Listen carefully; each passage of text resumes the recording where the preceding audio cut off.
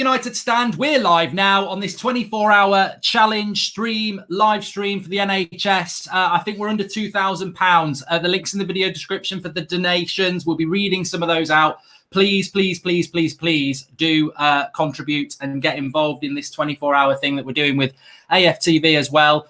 We're going to be doing something a little bit different now to what you've just been seeing on AFTV. All I'd say is 99. That is the winner. But I'm going to get him straight on the screen because he's come over from AFTV. DT, how you doing?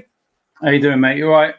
I'm good. We're going to do a £200 million challenge because the whole point of this 24 hours is to mix it up. We've got quizzes and everything. Robbie's popping in as well. Look, we're going to sandwich DT this time. Robbie, how's your 3 hours been? It's been, you know what? It really went pretty quickly because we had so many guests on. DT was keeping me company as well. You know what I mean? Forcing me to start chatting lyrics and stuff like that. You know what I mean? I've seen it. Yeah, like, you know, it was brilliant, and the support from everybody, the amount of people that were you know, donating, the super chats, absolutely fantastic. You know, I mean, I think we've done over £1,000 in super chats. So that was fantastic as well. And just under £2,000 earned. So we started off well. It's off to a great start, and I want everybody to keep it going over here on United Stand. You know what I mean? It's brilliant. Yeah, let's keep that momentum. I saw your derbies thing as well. I saw the old Prison 11 against the Met Police. I won that derby. I won that one as well. So what's it going to take? Yeah, I know you won that one, but what's this about the beard being shaved off? Is this really happening? Or Right, is it you know, I thought he's shut up, Robbie. Stop talking. You just waffling the on. target really high, right? But it's £10,000. If we get to £10,000, he's gonna shave his beard off. No, I'm not. I never said I'm going to shave my beard off. I said what I want to know is who's ducking the quiz at 9 o'clock. Now Claude stepped up to the plate to take me and Rance on. Who's your second team member? 9 o'clock.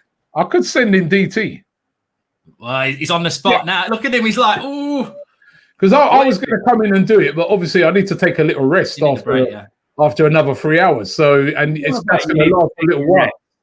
You've been sat on your backside for 3 hours, man. What have you been doing? You've been eating for 3 hours. Hey, listen, I'm eating because I'm bored, not because I'm hungry. Oh, so it was boring in the stream, yeah? You were.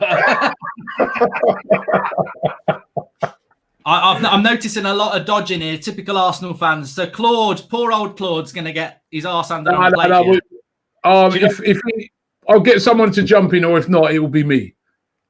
Yeah, or I'll see what I'm doing at 9 o'clock. But what I will say is that I thought you were brilliant at everything. You're brilliant at table tennis. Hold on. Claude would actually beat both of you on his own. Claude's good. Yeah, that's why I want somebody there with him. So it's not Blockbusters, is it? Where he's the white and we're the two blue ones. We need to make it at least level. No, don't worry. We'll have somebody. We'll have someone in with Claude. Don't worry. We'll definitely get someone in with that. So it would be like the the chase. You know, you get one person that knows everything and earns all the money, and everyone else just hangs on and is like, "Oh, I'll have some of that." That's what it'd be like. You know, I've never watched that. I've never watched that program all the way through, and I think the guy they said who hosts that program's an Arsenal fan. Big Arsenal fan. Yeah, he is. Yeah, I knew this. Listen, that program. I'm jumping off now. I'm handing over to you, Mark. Good luck. You get a rest, Robbie. You've done 3 hours. Yeah, brilliant. And once again, thanks to everybody who donated and keep donating. Let's keep this going. This ain't an Arsenal or Man United or any football team thing. This is a football fans for the NHS, and it's all for a great cause. You just heard we just had Chris and his missus works in the NHS, and she actually had the coronavirus as well. So, you know, wow. You know what I mean? So please donate as much as you can to help out here. And I'll see you guys at 6 o'clock. Yeah, we'll see you at 6, Robbie. Go and have a nap.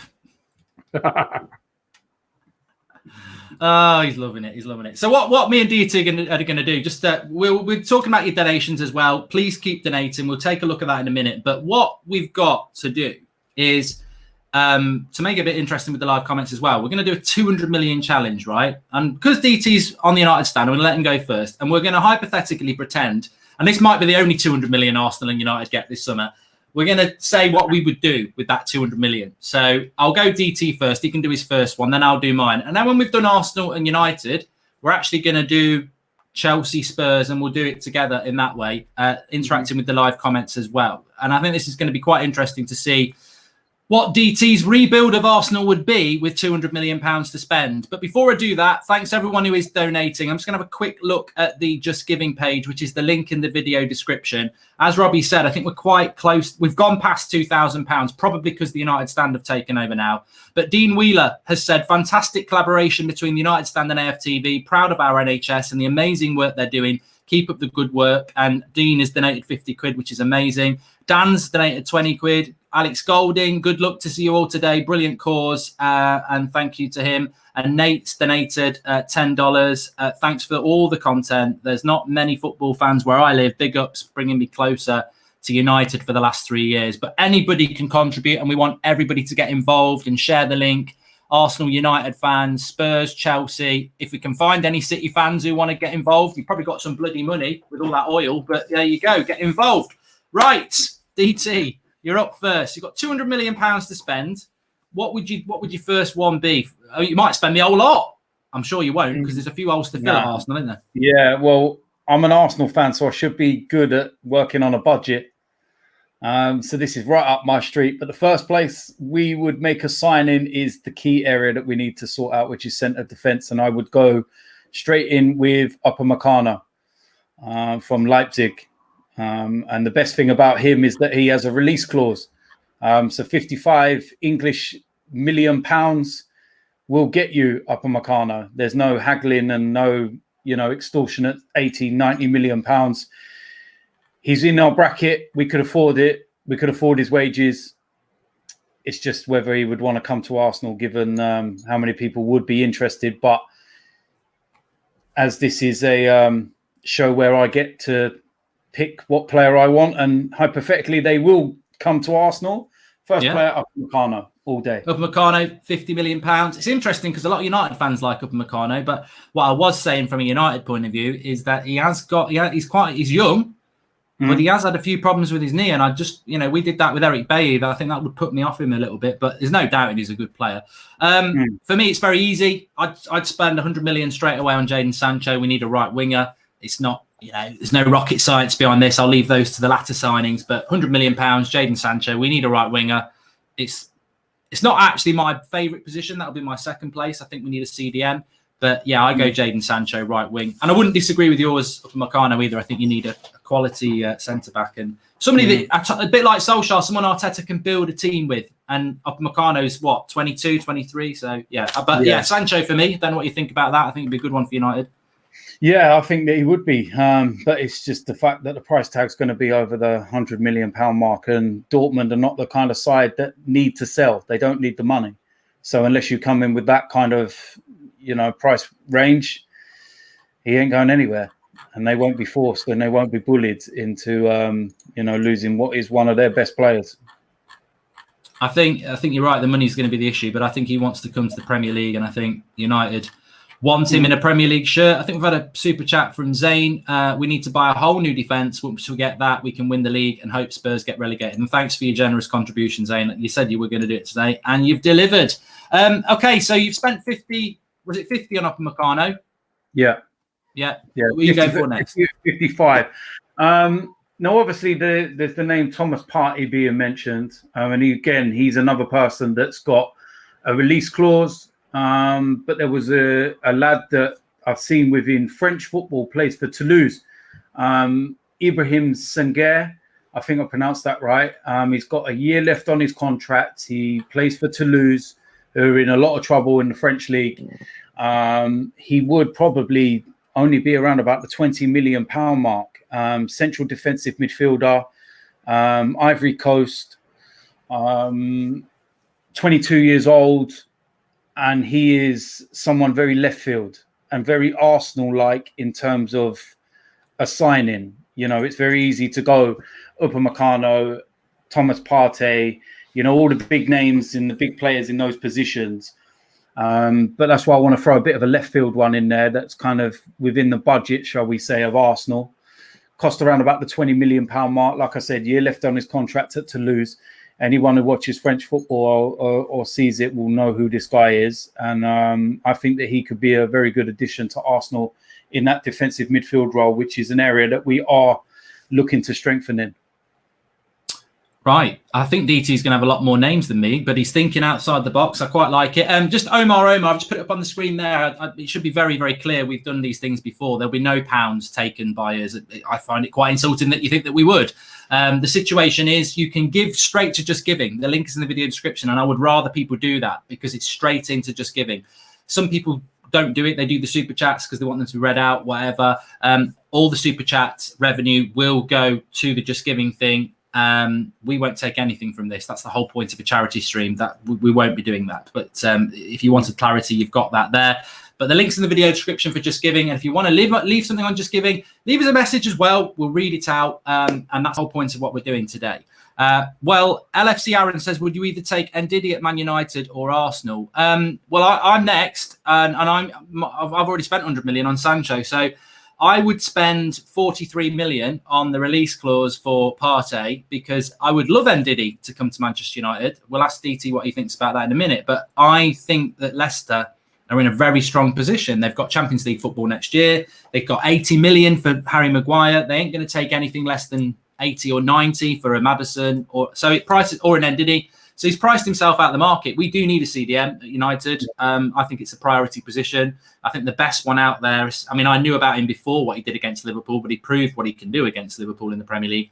And with that £43 million release clause, I would go Thomas Partey next. But DT, I mean, you referred to him. Yeah. You didn't go to him because you think you can get someone a bit better. And I presume Ndidi would be the same. He's just too expensive. Yeah, see, the thing is with Ndidi, he would be the ideal person. Premier League proven, unbelievable at Leicester, but Leicester don't need to sell him. And trying to buy from another Premier League club already puts 20-30 million pound on a price tag, it seems. So I don't think that anyone's got any real chance of getting him. Probably Newcastle maybe now, if they get this injection of money that they've got, because they don't really care as to how much they spend. But no, we're trying to, live within a budget. And the next option that I had was the one that I went with because I wanted to try and throw a few names in there that weren't the obvious. Cool. So I've spent 143 million on two players, Partey and Sancho. DT's probably got about another. You've only spent about 70, haven't you, so far? Yeah, 75 million. Next player that I would go for would be Philip Coutinho. Now that is an interesting player because he's definitely available. How much do you think you get him for, though? Given the current climate, everything going on, the fact that Barcelona do want to sell, I think there's two options which are pretty plausible. One would be a loan option because I think Barcelona want to, given the current situation we're in, know that people are not going to pay excess of 80-90 million pound for somebody that has effectively flopped at Barcelona. So a loan with that option to buy could be an option, unless you went in there with maybe around about 50 million pound hard cash and dropped it on the table, and you might be able to force Barcelona's hand a little bit. So yeah, I don't say it would, given the situation and everything, I wouldn't say it costs more than 50 odd million pound. Premier League proven. We all saw what he did at Liverpool. You don't become a bad player overnight. It's not it's no shame in not succeeding at Barcelona.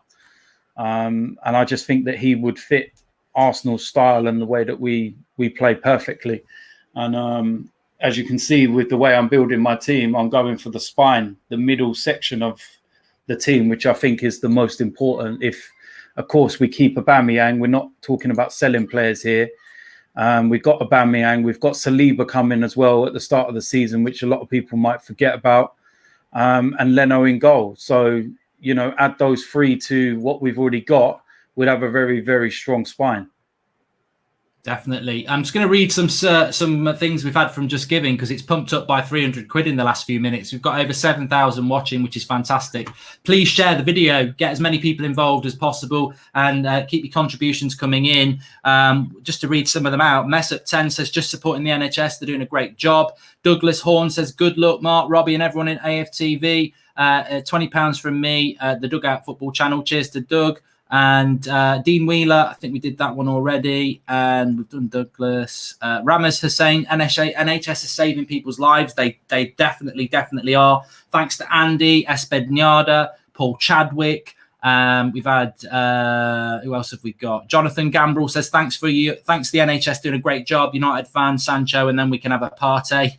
Louis says, thank you for doing this. The NHS are doing a great job and deserve all the praise and help. Matt and Steve Pennington, an absolutely amazing cause, 2 great channels coming together. Me and my dad watch the United Stand every day without fail. Keep up the good work, lads. Stay safe, stay inside, and save lives. And Chilt Dogs made a contribution. Chris Joseph says, great job you guys are doing. Abby, thank you to all the NHS staff and key workers. Thanks to Abby. Mike Thorley, thank you, Mark, and everyone involved in this. It's a great cause. Big up the NHS. And Anonymous, £5. And I think that's the big thing as well, that we probably haven't said that enough. Very, very important that you all keep staying at home and staying safe. I've noticed it. I don't know whether you have, DT, as well. I've noticed a lot more people out and about over the last few days, and we are on lockdown. And if we don't stay on lockdown, we're not gonna push through this. No, we're not. And I see someone actually mention a couple of days ago that they went out to the shops and they felt that there was a lot more cars on the road than usual. It's as though there feels that sense of normality within some people's minds. Some people are going stir crazy. Some people are just, banging their head against a brick wall now. And it's just kind of, I need to get out, go for a drive. What I suggest is that if you need to go for a drive, go and stick on Grand Theft Auto for an hour and have a drive round. Do you know what I mean? So at the end of the day, we're going to be in this situation a lot longer if people don't start to listen. That's why when I woke up this morning, Saturday, and I saw it was raining, I was actually really glad, because I thought, okay, cool. That means that a mass percentage of morons that will probably go out and spend the day at the beach and think they can sunbathe and whatnot will actually be staying at home. And that's what we want. Everyone says that we're about 3-4 weeks behind Italy. Italy's lockdown, oh my word, I can't even remember when the hell their lockdown start of March, wasn't it? I think. Where they're extending it to, if you think we're 3-4 weeks behind, we ain't going to be looking at getting out of our houses until, I don't know, about June time, probably. But it's just going to keep going and going and going the more that people keep on messing around. Definitely is. So we're doing a £200 million challenge at the moment. I've spent 143 on Partey and Sancho. DT's got Upamecano. He got, I forgot the name of the lad already. And how much did you say for Coutinho? You got him on loan? I'll have him on loan, because I think that would be the best viable option. And I actually think that's an option that Barcelona would go with. They know they're not going to recoup anywhere near the kind of money that they paid for him. So their hope is to send him back to the Premier League, has a great season, and then they can turn around to, Arsenal, for example, and go, well, you see what he's done now. We want 75, 80 million or whatever it is. So, yeah. I think Coutinho, actually, and it's interesting because I know we'll have a lot of fans that aren't United fans and aren't Arsenal fans. That's how it goes. And I think we're going to do, what we'll do is we'll do the United and Arsenal. Then we'll say how we'd fit these signings into our 11s. And then we'll have a look at some of the other clubs as well. But I think Coutinho, if he did come to the Premier League, I think he would really probably suit. I don't think City go near him, but I think Arsenal he would suit, because Arteta's got that brand of football from Pep, and Arsenal traditionally do have a certain way of playing. So could be an interesting move for him, really. I never would have thought you would have said it, but yeah. I think it'd be quite an interesting one. We were apparently in for him before he went to Bayern Munich. On that final day, there was strong rumours that he was going to come. But for whatever reason, it never materialised. I don't know whether we kind of done our lot for the summer once we brought Pepe in. And I don't think that the structure was right for Coutinho. But now, given the situation and that, I think, yeah, why not? Why not? So DT's brought 3 players in. I think Arteta and Kroenke and that lot should be watching this. He's got 3 players in and he's only spent about 70 odd million. I'll do number 3. I've only got one more to do because I've spent 143 million. So I've bought in Thomas Partey for the CDM. I've got Sancho as the right winger. I've left myself with about 55 million. And it was a choice between 3 players, really. Moussa Dembele from Lyon as a striker. I'm looking for a striker. I'm assuming Pogba's staying. That's why Grealish isn't here. I'm not going for another midfielder. So I'm going for a striker.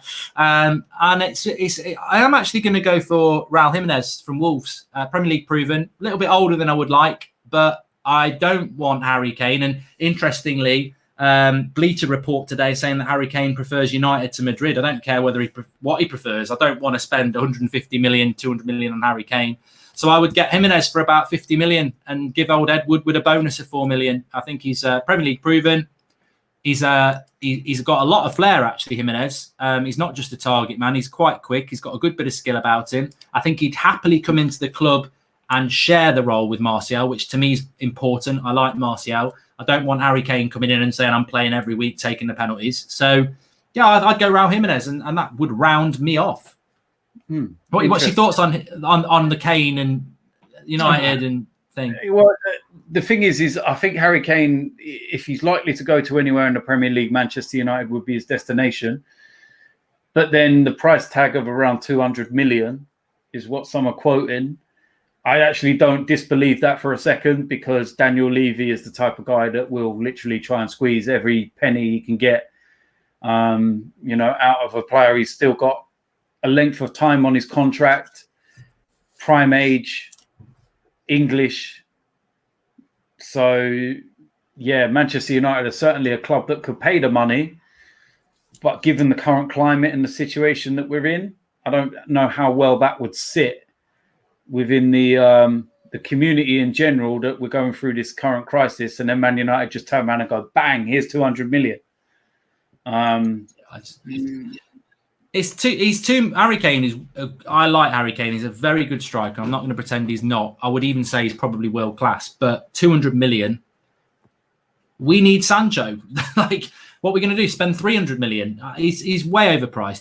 He's got golden handcuffs at Spurs, and he's going to have to sit it out, I think, because I can't see anyone going near him at all. A lot of people saying why he didn't go for Werner. I think Werner will go Liverpool, and Jude Bellingham. I like him, but I've only got 200 million to spend, and I think we need a striker more than a young midfielder, although I'd very much like to get him. And anyway, DT, the floor is yours now. You've got about 130 million to spend, and you've got 3 players in already.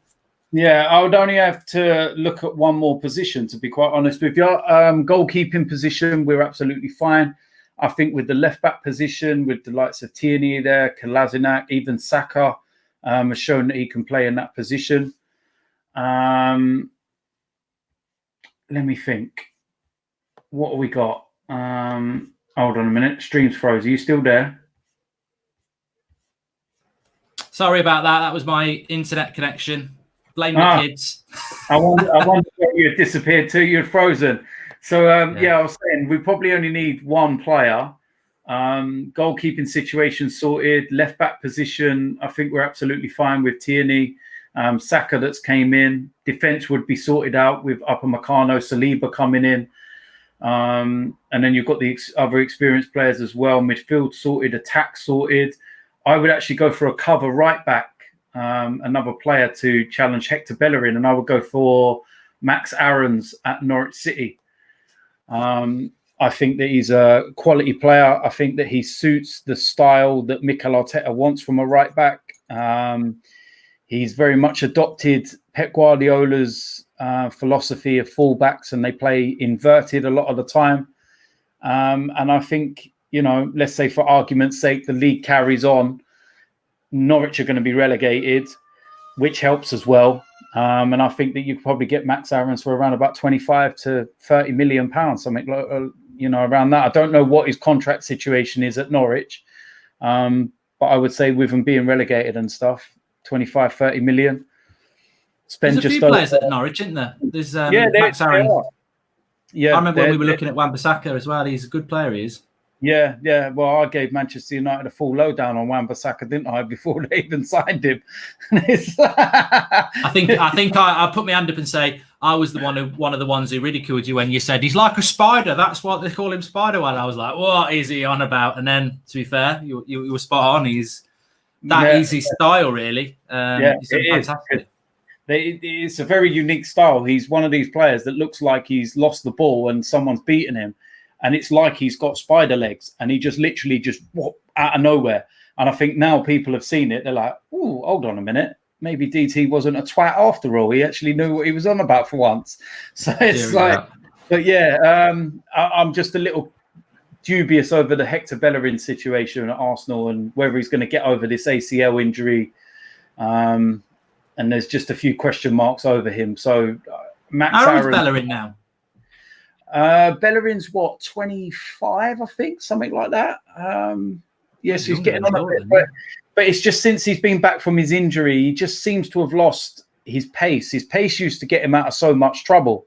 You know, you look at, like we were just saying then, Wan-Bissaka. If you took Wan-Bissaka's, 5-yard pace away from him, then he wouldn't be a good player because he'd be getting beaten all the time. It's that pace that gets him out of the situation he's in. And I just don't know. It's just a few question marks over Hector, but Max Aarons for me would probably be the logical one in terms of being able to buy, being able to get. Teams like Arsenal should be able to, without being big-headed, but should be able to go to the likes of Norwich City and take their best players and say, yeah, I'll have him, thanks. So yeah, so you've got 4 players in there. I mean, Max Aarons, how much do you think you'd have to pay for him?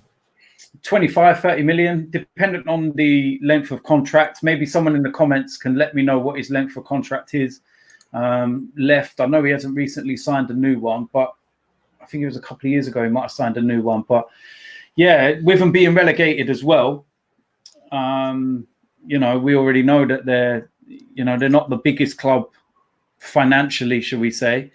So you go in there with a good bit of money, given the fact that they've just been relegated. I think that would definitely do us. And I'd say we'd spend about £110 million on those 4 players.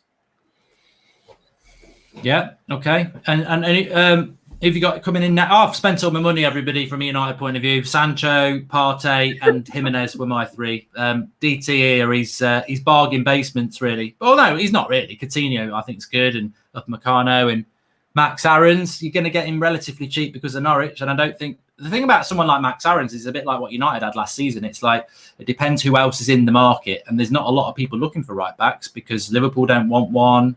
We don't want one. Chelsea don't want one. Who else you got then? No, that's it. That'll do me. Right. Yeah, no, that's fine. He's working to a real budget here. Yeah, to spend post this off to Arsenal. Do you know what I mean?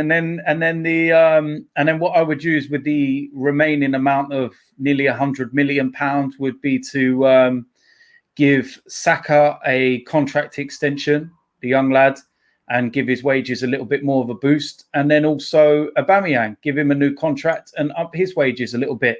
So I'm thinking a little bit more long-term, which is not just splashing £200 million on a couple of names. Fill the void, fill the areas that we need. And if you do that and have the change left over like we're talking, you'll be able to boost a few players' wages, keep them happy. And I think that we'd have a very, very strong squad if we brought those players in. If you realistically looked at that, if you had an Aubameyang, Pepe, Coutinho, you've already got, and then you think about our defence, you might not know much about him, Saliba, but ask anyone that watches the French league and what he's been playing like at Saint Etienne. Obviously, Upamecano, Leno is, for me, top 3 goalkeepers in the Premier League. And has proved himself over and over. I think we've got a strong squad, very strong squad there, but we've got to go out and do it. So, interesting to see how much money you've got to do that. Talking about money, we are doing this for the NHS 24-hour charity stream. It started on AFTV at midday. We've taken over at 3 o'clock till 6. Be 6 till 9 on AFTV, and then we'll be back at 9 o'clock till midnight. We've got a quiz tonight. It's AFTV versus the United Stand. Really looking forward to that. But we've had 176 supporters on the Just Giving page so far. The link is in the video description. Please do keep contributing and getting involved. We've had an anonymous £20. We've had an anonymous £2. Paul Burns has given us 20 quid and he's done the gift aid as well. Scott Dogg's given us a tenner and gift aid. He says, thanks for all your hard work off both channels. It's great fans can come together for a greater cause. United should only sell Pogba if Sanchez goes as part of the deal. Anonymous has given us a tenner and he says, amazing what both channels are doing. And a massive shout out to the NHS. We've also had Ali, who thanks the NHS for the great job they're doing. Will says, well done, guys. Keep up the great work and give us a tenner. HE has given up keep up the good work. We're praying for you, £20. And we're praying for the NHS. That's what we're not praying for me and DT. We'll be all right, hopefully. Fingers crossed. Sam says, keep up the great work. Natalie Kennedy Breeze, keep up the good work at the NHS. Love from New Zealand. Thanks to everyone who's contributing outside of the UK as well, because this is for our NHS here, but you might not have something that's going on around the world that you want to get part of. So thanks everyone who's doing that. Thanks for your efforts to Steve Trainer, who's given us 50 quid. Thanks, Steve. And Anonymous says, everyone who's getting involved around the world are legends. Good to see United stand on AFTV using their platform as a force for good. And I did want to just talk about that, actually. I won't keep you too long, DT, because I know you've been on for a while and you've got more to do. But this is quite a good thing. I did want to talk, and I don't want to skirt the issue here. I've seen a lot of negativity over the last couple of days. I know people are on lockdown, but we interviewed Laura Woods yesterday. We get the same old prats having a pop from the hidden behind their accounts. You get the same old people constantly looking at their angles. And then all we've been working on this week, there's a load of work gone in behind the scenes. We've had our graphic guys, AFTV, people like DT lined up, people coming on with Robbie. We've got people lined up coming on, the quiz. All takes a lot of work.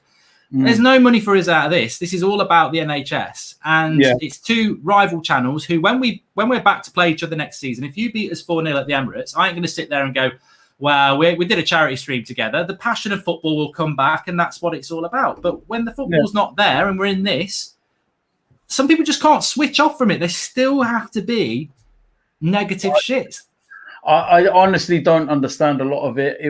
I done a live Instagram feed the other day, and it was just, late in the evening, I was bored, and I was like, you know what, let me go on Instagram live, get a few people in, give a few shout outs. Let's do some live, bits and pieces with them and get people into the chat and whatever else. And then it's just like out of nowhere, you just get these just little kids, man, that just come out and they just want to, they use that word that I absolutely hate, where they, the nonce word. And it's just like, oh my God. And it's just like, there's no actual reasoning as to why they do it.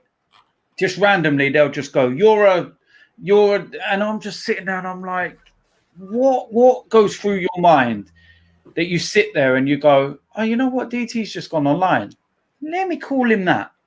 I know that you've got nothing better to do. I know it's difficult, still being a virgin. I know it's tough. The only hole you've got is in your mattress. But seriously, there's bigger things going on in this world. Why don't you just get a life? Now, me and you, as everyone knows, have had the most arguments.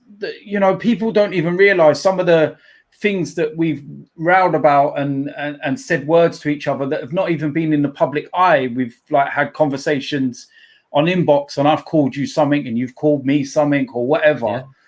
And I said, but at the end of the day, it's like, because we're not children, and we realize that when you look at it in the cold light of day, that it's just pathetic, really. It's not even banter anymore. Like you said, we can have banter over football. We beat Manchester United. The first thing I'm going to do is turn around and say, Mark smashed up his green screen. You know what I mean? It's funny, and it's like, it's banter. The moment something happens, you're going to go, oh, DT, do you want to get out of my pocket? Do you know what I mean? It's cool. That's fine. But these, why can't everyone just get on with their lives? If you don't like someone or you don't like something, just don't interact with it. It's like with anything within the world. If you don't like a certain restaurant, right, you don't go to that restaurant. You don't eat there. You don't spend all your waking moments tweeting or sending messages about that restaurant. Just get on with it. I don't like EastEnders anymore. I used to like EastEnders when it was Dirty Den and Dot Cotton and all the original cast and everything, but I don't like it now. So I don't watch it.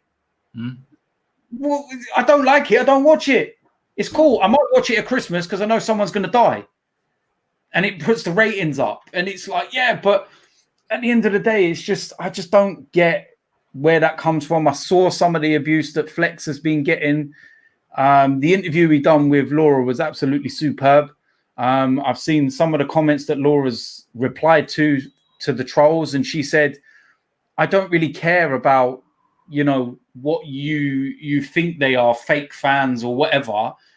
I'm having a conversation about football, and I won't stop going on to any fan channel and having a conversation as an adult about football. What your issue is your issue. I don't have one. I honestly don't get it. I really don't get it, man. The thing is, Twitter is, I love, you know, I can't criticize Twitter because I've had a lot of success on Twitter myself. I enjoy it, but there is an element of Twitter that is just faceless, full of trolls who, you know, and on that, basically, people who wonder what's going on. A certain United account and its minions have spent a long time having a go at the United stand. Apparently, Rance is I think he's a Spurs fan. Flex is an Arsenal fan. I'm obviously a Forest fan. We're paid actors as well. It must be shit money, but the reality is these people won't. Hello, come on and sit where DT is right now and tell me to my face where you've got this evidence from, and I will sit you down in front of how many 1,000 people are watching and make you look an idiot. But you won't do that because it's far better to hide behind a credible, faceless Twitter account and spread crap, which you've been doing for years, and never face up to it and pretend that it's true because there's a spurious little bit in a forum somewhere that's total bollocks. I mean, we're not actors. We approached Laura Woods, well, Flex approached Laura Woods because she follows him on Twitter and she came on the show and she was very insightful and everybody enjoyed it. As DT says, if you don't like it, don't watch it. But spreading bollocks because you can't get off your own arse and do something with your own life is ridiculous. And that's where this bitterness comes from. They just don't like the fact that other people have done are doing things that they would like to do, but probably haven't got the work ethic to do it. I don't know. But they won't come on for any camera anyway. Do you know what I think one of the biggest issues, is that I'm going to be very, very blunt in how I say this, and you know what I'm like, but there's a lot of people, especially from AFTV side, shall I say, I don't know the full extent of United Stand, but from AFTV side, there's a core of people that want AFTV to fail. They want them to go out of business. They want them to finish, full stop, be no more, null and void, whatever you want to call it. And they actually saw this current pandemic we're going through as the perfect opportunity to get rid of AFTV. There's no more fan cams. DT can't moan anymore on after a game, and troops can't shout blood and fam and all this, that. AFTV are going to go out of business. They're finished. That's it. They are done. The reality is that we've all got actually stronger. You know, my channel's growing. Troops' channel's growing. You know, the numbers will never be what they were after match reaction stuff and that. That's understandable. But right now on YouTube, because of, you know, the situation with, like ads and all these other kind of things, unless you seem to have a show on YouTube where you're valeting cars, you're Joe Wicks and doing, you know, fitness videos, everyone's on a kind of level that they're going through. But nobody's disappearing. Nobody's going to go. United Stand are going to come out stronger from this. AFTV are going to come out stronger from this. Flex, myself, everybody that goes on the shows. You know, what I will say is that when football starts again and we can all start going to footballs, my word, the videos are going to go. They're going to blow up because people, like it or not, people want to see me moan. People want to see, you know, they'll be like, they'll wait after lockdown's finished for the first Arsenal defeat. And people are going, yes, I've been locked up for 3 months and now I'm going to see DT and chill. Yes, it's like, oh, amazing. And listen, man, just get on with your own lives. Whatever you are doing with your life, I don't care what it is. Just go and enjoy it, man. We're all here for a short time, yeah? Go and enjoy it, man. I got too embroiled in too many arguments online. And yeah, I do snap back sometimes. You know, when I hear certain people talking about my dead brother for so long, eventually I will snap. I will say something. I will respond. but I don't spend every waking minute on social media now, letting it get me down. I see a comment and I'll go, yeah, I'll block them. Carry on. I forgot about them 10 minutes later. I don't even know who they are. And they're the ones that are sitting there putting screenshots up of the block going, oh, 1-0 to me. It's a win. Yeah. Yeah, it's a win. It's a win. It's a win. Carry on. If that makes you happy, cool. Go ahead. I don't get it, man. Just keep doing what you're doing, Mark, man, with United Stand and everything. Flex is doing a brilliant job. And it's funny actually, because just on that, and it's probably what you've had as well. There's a certain couple of accounts who they keep getting suspended, and they'll come up within the same name and another number. And I think Twitter are ridiculous about that. But he was like, "Oh, I'm bloody loving lockdown. That United Stand have shut down now. I don't see them at all. They can't bleed the club dry, making money off the club anymore." And someone replied and went, "You're just a hater, aren't you, mate? Because if you search their channel, they've got more content than they've ever had. So they've not shut down at all. You're just full of shit." And that's what it is. But look, mate, I don't know whether you're going to do the quiz at 9 o'clock. Maybe have a little think. But if not, I know you're going to be back on AFTV and a bit later for 24 hours. And I really appreciate you popping on. Yeah, no worries, man. It's a pleasure, man. But I'll speak to Robbie and that, and we'll see about coming on doing the quiz. It'd be nice to get you. It'd be nice to get you back in my pocket after we beat you 7-0. Rance beat me last week, so I did well first week, and then last week I lost. So, but I'm worried about Claude. What is it? Is it a quiz about Manchester United? No. It's like general knowledge. It's basically there'll be me, you, Rance, and Claude, and then the questions just come up on the screen. We don't have anything to do with the questions, and then it's optional choice, so you get a point for it. So it's good laugh, good fun. Okay, all right, cool. Well, we'll speak in a bit, man. All right. Well, cheers to DT. Thanks for popping on, pal. Pleasure. Keep going. Okay, so we've got another guest coming on at about 4 o'clock. So I've got 18 minutes to interact with you lots, which is I've done these live streams before, as you know, and it's great having the guests on, but it's great to interact with you lot as well. I've got 8,000 people watching, so please keep sharing, please keep donating. Joseph has said, "What a great job you're doing." He didn't say that. I'm putting words in his mouth. He says, "What you guys are doing is more positive impact than the negative people. Thanks to the United Stand, AFTV as well, for all you're doing. No NHS in the US, but thanks for all they do over there. Keep up the good work for everything you do in, day out, guys, sorry, you're an inspiration." Slip of the tongue there. And out of negativity comes positivity. Let's all stick together and fight as one. Leave the nasty comments at home like we should be. Stay home and stay safe. Great work, guys. Love what you're doing, says Darren JP. Really appreciate that. Ashley Horrocks says, "Let's save the NHS. Thank you for showing the good side of football. I was wondering, do you think Pogba should stay, as I believe he should go, as he is inconsistent and no player is bigger than the club?" I spoke about it last night, Ashley. Thank you for the contribution. My feeling on Paul Pogba is that I think that he should stay, and I think that he will stay. And my only concern about him is Mino Raiola. This has been a great success, as Mervyn P. That can go up on the screen as well. And Arsenal family says, full credit to both United Stand and AFTV. It's nice to have the swap over. It is nice to have the swap over. Please do keep contributing through the Just Giving link, and keep sharing the video. The more people come on, hopefully the more people will contribute. We're around 2,500, which is, I think we want to try and get to 20 grand, but we're going to just see how it grows. We're going to see how it grows, and we're going to see how it goes. 2,600. Dorsey's just actually updated it. It's in the top left-hand corner there. You can use the scan code if you want to, or you can go through the link in the video description to the Just Giving page. Connor Head has donated £10. He says, "Hope you and the family are well, Mark. What a great thing you guys are doing for the NHS." We've had a few anonymous contributions as well. We'll read some of those out in a minute. But I just want to make this very real for a moment. There is, every single day in the UK, there is a number that comes out about the amount of people have died. And it could be 600 and something, 700, 800. This is not a number. This is a number of people dying in the hundreds. But people don't tend to die on their own. They have partners, they have children, they have family members, they have friends. So for every one of those hundreds of people are dying, there's tens of people impacted by that one death. And every day we become dehumanized. I've done it as well, because it's a number, but it's not. We've got to look beyond the number. And beyond that number, you've got to look at these people died, probably in hospital. And they probably just didn't walk into hospital and die within a minute. They probably spent days, weeks being cared for by our NHS.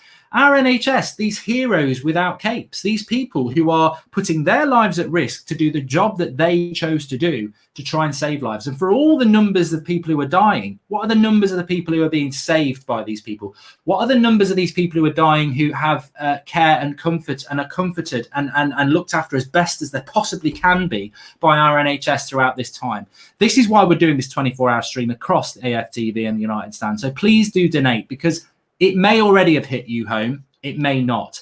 And I'll tell you what, a couple of weeks ago, I got the news that one of my friends' dads died, but he also was our coach as when I was around 15 years of age. And he was our coach for a couple of years, our football team. And what happened is we found out that he died, and a group was set up on Facebook. And there's been loads of pictures shared over the last couple of weeks, and people who haven't spoke to each other in years. And nobody really expected it, and I think a lot of people are experiencing this and will experience this, unfortunately, over the next few weeks. That this situation we're in is going to hurt and change a lot of lives. And I look back on my life, and I think, you know, that was such a great time. That team we had, how we were coached, and you know, my friend's dad as well was also a big part of my upbringing, whether it was taking us to football or you know, into town to go drinking when we were in our teens and dropping us off and picking us up. And to think that that opportunity to see that person again has been taken away because of what we're going through, it's just ridiculously sad, and a lot of people are feeling this. But what he did say is that, you know, within a day, I saw him post it up on Facebook as well. You know, the NHS, he couldn't thank them enough for everything that they did for his dad. And this is the thing.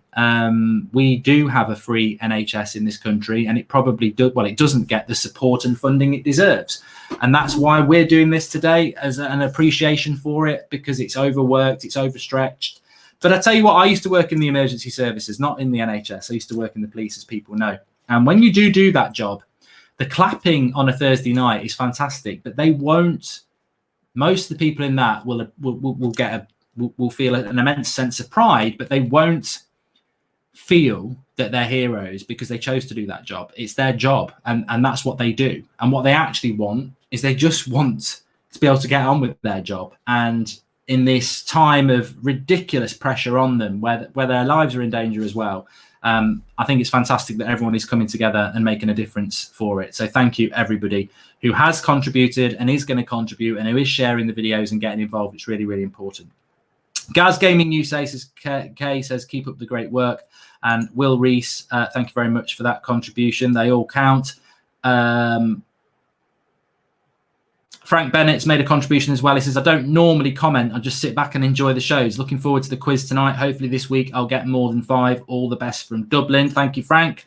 And Mark, love from India, AFTV and United Stand are doing a great job. Keep up the good work. Thank you very much, mate. And let's save the NHS. Thank you for showing the good side of football, says Ashley Horrocks. I was wondering, I've done the Pogba one. Thank you very much for that. So we've got quite a lot to get through. We've got another guest coming on in about 12 minutes time, but I want to interact with some of the live comments a bit. Stephen Campbell says, if Real Madrid offered Jovic for De Gea in a swap, would you take it? We could bring Henderson back and we need a backup striker. Keep it up. Well, no, not for me. I think that David De Gea has been a fantastic player for Manchester United, and I still think he's better than Henderson is. So I wouldn't be looking to do that swap. Ger Mullins says, I think signing Partey to have behind Pogba and Bruno and Martial Sancho up front will have challenging respect and love from Ireland. And also, how much to dye your hair, Mark? Says Zach. I'm not shaving my hair off and I'm not dyeing my hair. This to me it's just worth too much. Uflex Ransom Drawty, you're doing a great job, says Philip Glover. Mark, and this is for a great cause. Keep it up. Remember, you can donate directly through the Just Giving link, which is in the video description. Please do that. Please keep sharing the video. Just a bit of a topical sort of news update, because the world is still turning and there is still news going on in relation to Manchester United.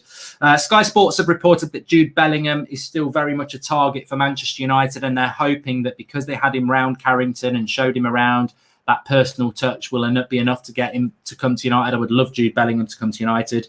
I was speaking with DT there about Harry Kane. There's a story from Bleacher Report that Harry Kane would rather come to Manchester United than Real Madrid, which is quite significant. And then James Maddison's been speaking about how happy he is at Leicester, how it's a family and he's never been so happy. This, to me, fits in with the reality bite of James Maddison. Have no doubts, James Maddison would love to come to Manchester United. Childhood fan of Manchester United or wherever, he would love to come to Manchester United. It's a big step up. But the realisation for Maddison is that he ain't going anywhere. He's not going anywhere because Leicester sold Maguire for 80 million less than a year ago. Harry Maguire's a centre-back. James Maddison is an attacking midfielder. Attacking midfielders tend to be worth more than a centre-back. And he's younger than Harry Maguire was then. So Leicester will say, bidding for James Maddison starts at 90 million and United will walk away like everybody else. So James Maddison coming out with these comments that he's very happy with Leicester. I mean, it's just about, I'm happy at Leicester. I've always been happy at Leicester because he knows he's staying at Leicester. Mark, my mum works for the NHS, says Red Devil 98. I just want to thank you all for the fantastic content throughout these sad times. Thank you, mate. I've got a few things that I need to go through, and I want to get the live comments in on this. So basically, it's player battles, I'll call it. I'm going to read you some players, and then you go one way or the other in the live comments, right? So the first one is Marcus Rashford or Raheem Sterling. Who's the better player? That's what we're basically going to play for the next few minutes. Who's the better player? Marcus Rashford or Raheem Sterling? Get in the live comments. Hey Jay says, hi Mark, hope you're doing well. Huge respect to the frontline NHS workers. Watched the Flex interview with Laura Woods, and a question for you. If the opportunity arises to speak on Sky Sports, would you? Would you? I've been on Sky Sports before. I mean, I've got nothing against Sky Sports, but I much prefer this, what we have here, because this is ours. This is our fan channel. This started off on a Sunday night once a week with like 50 people watching, and now look at it. It's a platform that's grown superbly well through what has always been a very consistent content, which is opinion based, and that's what it is. It's just opinion, isn't it? And we absolutely love it. A lot of people are saying Marcus Rashford. There is a few people saying Raheem Sterling. Rashford on his day, says Fred the Red. Well, I did famously say yesterday that I think on his day, there's not a lot between Neymar and Rashford. That went down really well. Rashford all day, and Sterling currently. Rash is the future, says Hawk's Head. Vast majority going with Rashford. Probably always going to be a lot of people saying Marcus Rashford when we're talking about a Manchester United player on a Manchester United fan channel. But we should have a lot of people watching who are non-Manchester United fans, of course. I would go Rashford. I think Raheem Sterling did totally deserve Player of the Year last season, but he's had a dreadful season this season. I've seen him. I've not watched Man City loads this year, but I think that in itself shows how bad he's been. When I have seen him, definitely against United, Wan-Bissaka's pocketed him twice without much. I've seen people give Wan-Bissaka far more problems than Sterling has. So yeah, I would go Rashford over Sterling at the moment. This is an interesting one, and it's non-United, so everyone can get involved in this one. Jordan Henderson or Jorginho of Chelsea, which is the better player? Do you believe we will win the league under Ollie, says Zach Carmichael. That's a nice, easy one while everyone gets in the live comments. Do I think we'll win the league under Ollie? No. I'm going to be honest. No, I don't. I don't think we'll do it. Because based on the evidence I've had of the last year, I don't think Ollie can win the title. If you ask me in a year's time and we've improved massively, hopefully I'll be saying yes.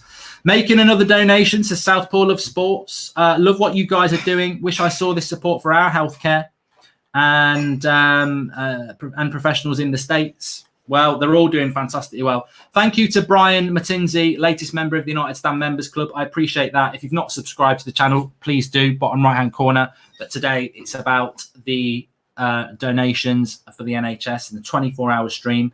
So thanks everyone who is contributing. And a lot of people, Henderson this season, says Fred the Red. He's been absolutely superb. Tamba Mia says he loves Norwegians. Lovely. And the imposter says Henderson, but Jesper says Jorginho. By Tam says Kevin De Bruyne. I don't know what show you're watching. Henderson has leadership qualities, but Jorginho is better, says Zeno. I'll give you my thoughts in a minute. United says, big thank you to you guys for what you're doing for the NHS. I think Man United should sign Gabriel Varane from Palmeiras, and he's 17. There you go. He was only 17 years old. Jorginho says Lakshman CFC because he's a Chelsea fan. Henderson says Hugh Scott. And we've got a lot. I'd say it's a 50-50 split on Jordan Henderson and Jorginho. I'm going to look at that. We've just had a new update from Geordie in the top left-hand corner. £2,842. We've got 5 minutes till 4 o'clock. 5 minutes till 4 o'clock. We took over just over £2,000. Robbie AFTV did £2,000 in 3 hours. Can we do £1,000 in 1 hour? Go for it. Links in the video description. Just Giving page. Give what you can and share the video. And thanks everyone who's getting involved in this. We don't know. We have no boundaries today. We've got no barriers. We're living in a world without barriers. We've got a quiz. We've got a Flex and Rant show at 3 a.m. 3 a.m. Flex and Rant show live. That's going to be amazing. You'll have all that. Some of you might have had a drink. Some of you might just be getting up. But we've got loads going on. AFTV will be having it back. But come on. We're nearly at 3,000. It'd be great to hit 3,000 in the first hour. Links in the video description. We'll check the Just Giving. And please do give us some notes as well, because there might be people out there who have really been impacted by this. We're all being impacted by it, in fact. We're all on bloody lockdown. The mental fatigue, this is impacting on us all. And while this is going on, we've got people who are, I can see my next guest, he's early. I'm going to get him on actually, because he might have something to say about this. He's dancing in the background, but this is impacting on everybody. And we've got an opportunity here to really send a statement out as football fans, AFTV, United Stand, all the people we've got coming out. Football players were asked to come on. Football players didn't respond. Some celebrities were asked to come on. They didn't respond. They're probably too busy on lockdown. It's up to them. It's a free world. But I'll tell you what, most people we asked to come on in relation to fan people did want to come on, and we've got thousands of people watching here. Hi Mark, would your dream guest be on the United Stand? Who would your dream guest be on the United Stand? Keep it up, says Harry B. Well, as if like by magic. It's Loz from this is amazing from the True Geordie show. Sure, which is actually a legit format. Yeah. How you doing, Lawrence? I'm okay, thank you. How are you? I'll always do anything to help you out, Mark. I know you will. Yeah. Yeah. And I really appreciate it. Have you retweeted it on Twitter? No, I actually should go and do that, shouldn't I? I'll always do anything to help you and indeed Robbie out. Yes. And here is Robbie. I'm going to sort this out. Oh my God, Robbie, what are you doing here? This is fantastic. You're meant to be on lockdown, Robbie. You're actually in Lawrence's room. Leave Lawrence alone, Robbie. What's he doing? Robbie, seriously, we've done this once. Yeah. Oh, it's the old Robbie. Anyway, it doesn't matter. How are you guys doing? Has anyone gone crazy yet? Has anyone, done anything completely? We've been going for 4 hours. I think we've got 2 minutes to try and hit £3,000. This is my first hour. How many thousands of pounds have you got? Okay, we're nearly at 3. Let me just look you up. Goldbridge. There you are. And which one do I retweet, Mark? The last one. Oh, I can't retweet the one with DT's face in it. We're live. Okay, I'll retweet this and say, come and donate. Yeah. Come and donate. Those are babies in the background of Mark's broadcast online. Yeah, they are at the moment. They are. Yeah, you never know. One day could be. My kids won't be yours, but one day you could have kids of your own, Lawrence. I might. I mean, can you imagine anything more terrible? Do you like the jersey? I got given this today, Mark. I think that, you know what, I begrudgingly did like it when I saw it, apart from the Liverpool thing, because I did used to have an Adidas jumper that was very similar. Yeah, because obviously I think there was a bit of a crossover. These are great. I got given this by Will and E. So I'm thinking I might donate the handwritten letter that I got from him to charity and, try and raise some sort of money. I sort of came in halfway through the conversation that you were having, but about, I guess, social responsibility in this time. Yeah. I probably was talking about that, yeah. I think you were just talking about, people being involved, that sort of thing. Yeah. Have you got something to say? Does the patronising guest have anything to say about social responsibility? I definitely say I think more often than not people are actually doing what they're asked to do, and actually more often than not people are actually helping, because we saw that. I don't remember the name of the old elderly gentleman who walked 100 laps or whatever it was of a garden, and he raised 13.5 million. 20 million now. 20 million. Okay, brilliant. Yeah. We see that people are giving. we see that people want to do the right thing. And I think a lot of people, we have to judge the intentions of their actions rather than the actions themselves. And obviously, if your intentions are right, but your action is wrong, then, you know, we can kindly tell people that. I think there are a lot of people at the moment who are out there looking to damn people. And, you know, the same happens with, like, you know, football fans.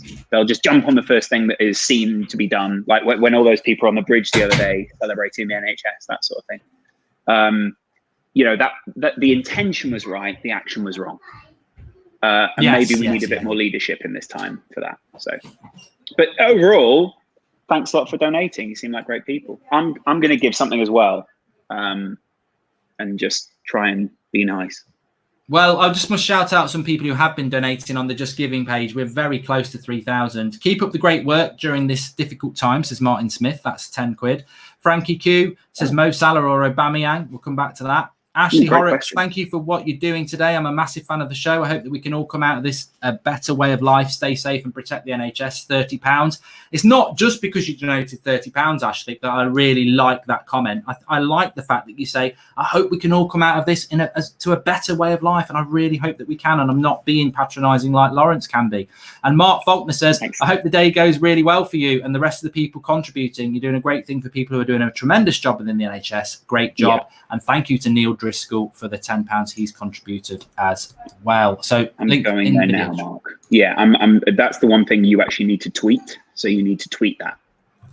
You need to tweet Lawrence just specifically that link. Yeah. So I'm going to tweet that after I get off there. I'm going to give some money because it's tricky when you're on your phone broadcasting at the same time. So is it football themed mostly, or can people? Yeah. So we did. We've got a quiz at 9 o'clock, which we always do on a Saturday night. Of course. And we did a £200 million spend challenge with DT. He was on at 3 o'clock for United in that, and we were just actually going through some players there. Who's the better player? And I saw you came in, and we were talking Henderson or Jorginho.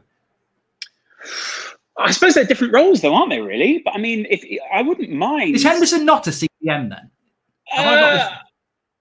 You know what? I think he might suffer in a similar way to the way that Owen Hargreaves suffered. I think, if I'm completely honest, I think Owen Hargreaves was probably one of the greatest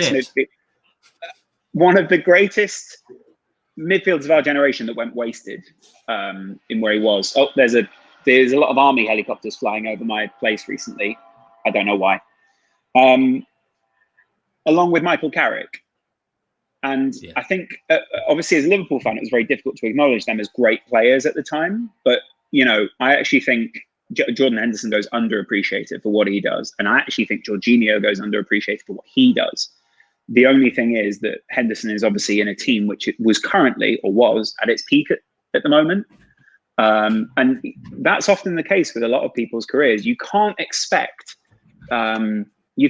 Henderson to stay at Sunderland for the entirety of his career, go down to League One, go down to wherever, and people go, well, he's the best player in the world because he's not playing at the highest level. But he's a good enough player to be at this level and to be part of the winning team. So he is a fantastic player. Personally, it's probably a preference of how you want to play. I take Henderson just because I'm a Liverpool fan and I want Henderson.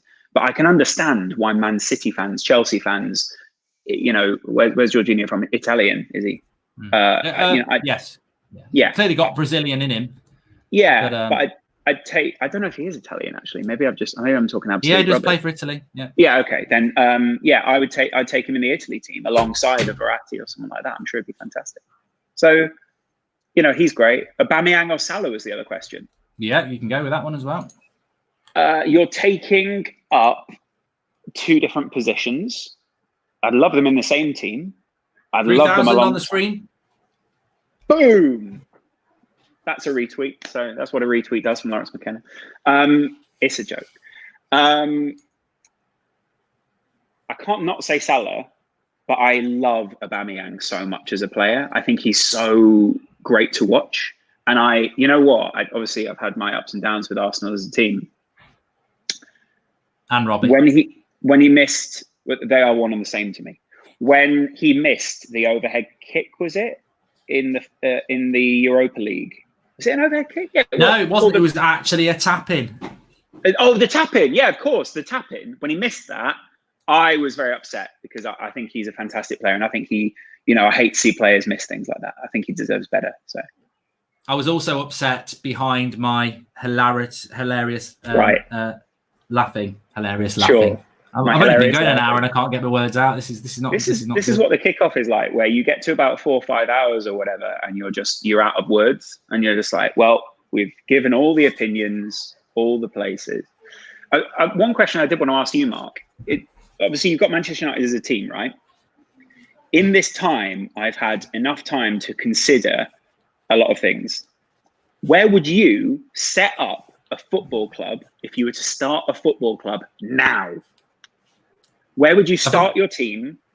What city, what place, where would you like? Why? You know, how much investment would you give it? What's your 5-year plan for Mark Goldbridge? In a similar way to the way that Spencer's done #United, you know, a great venture for him and like someone that everyone on YouTube should be heroing. What would you do? What would you call it? Who would be your mascot? You know, would you go down the mascot sponsor route, or would you go down, you know, would you have a boiler as your mascot? Or, you know, would you have an eagle or a fork? I don't want to sound like Sam Haman here, but I would love to do it somewhere that I love. So I would do it in Nottingham. Dublin. Right. Oh, that's brilliant.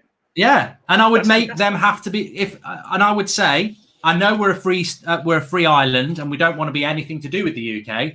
Yeah. But if you're letting Swansea and Cardiff in, correct, let Dublin into the party. I always think this: the English Premier League, right, is not the English Premier League until it's got Swansea or Cardiff in it. Yeah, completely agree. And I mean, there's only really a couple of sponsors you could have: Proper 12, Paddy Guinness, Paddy Power, or Taters. I'm trying to think of other Irish things. Taters crisps. Yeah, Taters. They actually have crisps called Taters. Yeah, I imagine if we just started doing that sort of thing, where we just put on I saw a wartime poster the other day, and it just said the words "buy rice," and I just thought, wow, what a great message.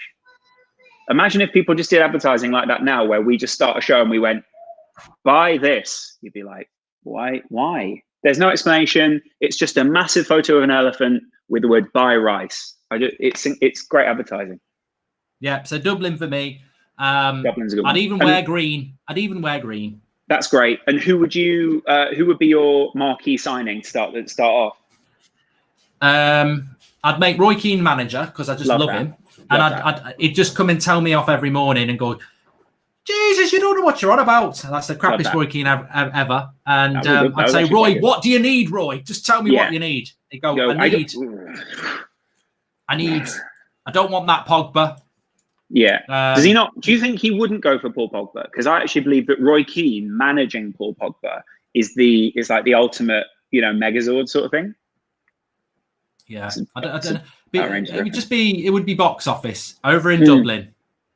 Dublin. Charismatic owner. I see what you're saying. What would you do, Lawrence? This has to be asked back. I've had a lot of time to think about it. I think if I was to set up my own team, it would be in Cornwall. Cornwall. It needs a Premier League club. Underrepresented, exactly, Mark. Yeah. It's a beautiful part of the country. I've got to admit, getting to the ground on those one car lanes. It's what you want. You want to make it difficult to get there, so the home fans are the fans that are benefiting from this, right? Make it a terrible journey, so the away fans hate it. That's why I picked Cornwall. And we play in sort of a greeny white kit, sort of like this kind of green. Do you know what I mean? And I don't know what I'd call the team. I'd probably call them the Cornwallers, just because I'm riffing. I think this is destined to fail. Okay, I see what you're saying. Not much money in the community, you know, pretty rundown area. Yeah. Load of farmers. Elitist. And you know what? What did they do to Gordon Ramsay? You go down there, Lawrence, with your posh tongue, middle class ideas. Whoa. And look at what happened with Gordon Ramsay. You know, he's bought a perfectly good house in Cornwall. Yes. He thinks, I don't want to stay in London for the pandemic. Yes. I'm going to the house I've bought. Yeah. Get out of Cornwall, you shit. That's what they've said. They burn it down. In many ways, I'd be treated similar to the way that the guy was treated in Sunderland Until I Die. I'd be seen in a similar way, you know, and people would just hate me. But I wouldn't care because I'd sell the club for a massive profit and move to Dublin to watch your guys. What's for lunch, Mark? It's just a bit of banana cake. Homemade or? Yeah. Wow. You got a great life. You do actually have a great life. Although you've also let your bananas go old, so you know that's part of it. Great content, guys. Keep up the good work. Thanks, Mark. Mark, who do you think is better, Grealish or Maddison, and would be better at Manchester United? It's a good question, isn't it? And it's one you're going to answer. Okay, I mean, they did say Mark, but fair play. I'd rather see Maddison just because I think he's actually already a Manchester United fan. Am I wrong? He is, yeah. Yeah. And I think he'd do really well in your midfield. And I think he could become a really beloved player because he looks a bit like a Manchester United player. Does that make sense? Yeah. But I think if you were to put them alongside each other, that'd be a lethal combination. But I'd rather see Maddison just because I think I could guarantee more success for Maddison at Manchester United. Maybe Maddison gets into too many similar positions to Bruno Fernandes on the pitch, but maybe he's a bit further ahead. Maybe he's more of an attacking midfielder, and Bruno Fernandes is more of a box-to-box type. Maybe I'm wrong in that. Maybe box-to-box doesn't exist anymore. And also after Grealish and the whole, car thing, I'm a bit, just for a little while, just stay where you are, mate. Get your life in order. I've got a good question for you. I hope so. As a Liverpool fan, right? It's not a question we like to answer. I'm not a Liverpool fan, but I'm a United fan, and I'll have to answer it the other way. Yeah. If you had to take a player from Manchester United to go into it, and they've got to start for Liverpool. Paul Pogba. They've got to start. You're not going to be on the bench. Easy. You've already answered it anyway. It's Paul Pogba. I'm not going to buy a mini metro. I'm not going to buy a mini metro lid. I'm not going to buy a mini metro. Paul Pogba. Pogba. Yeah. Yeah. So Paul Pogba. I'm hearing Paul Pogba. Might be Paul Pogba. Yeah. It just all right, let's make it more interesting. Okay. You've got to put two Manchester United players into a Liverpool starting 11. The thing you have to do there, Mark, is you also have to ask me who I'd take out, and that would be the real problem there. That's my issue. Is I can say Paul Pogba obviously because then I go Paul Pogba. Who else would I want? If I'm honest, I don't rate Maguire to the level that other people do, but fair enough. The fans didn't choose to spend that amount of money. $3.5 grand. That's what a retweet does. How has this happened? Mark, how has this happened? The people associated with True Geordie and I are probably the most giving people we've ever met, and I've met a lot of them. I'm about to tell you. Brian has no, he's not really. Brian's actually here. Brian, get back to bed. Go on, you scam. And I'm trying to see how it's gone up so quick, but Jerry. Well, I wonder, Mark. I wonder after someone gave a little retweet and said, "Get over here and donate all you can." Oh, I wonder how that went up.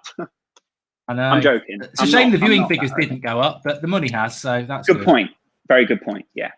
Always got an answer.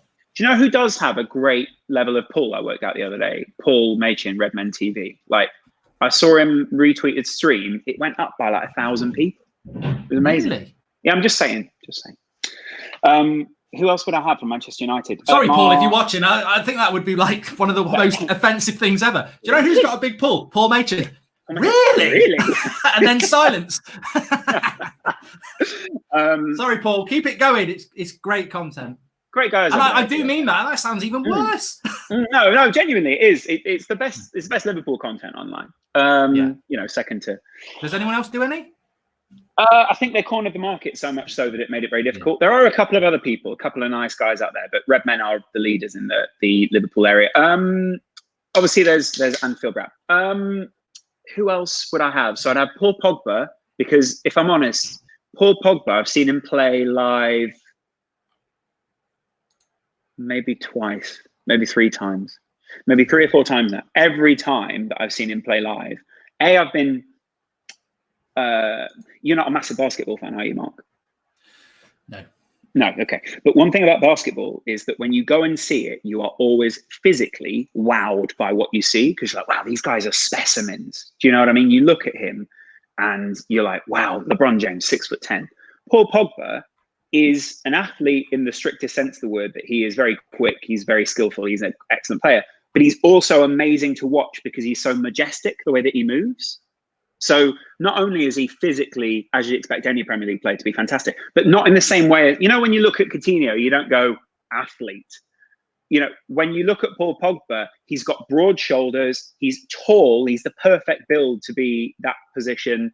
He's got the hair. He's got the look. And I love his facial expressions when he's playing football, because he's clearly taken from other people's playbooks. You know, the Thierry Henry steal that people can get. You know, the Roy Keane snarl.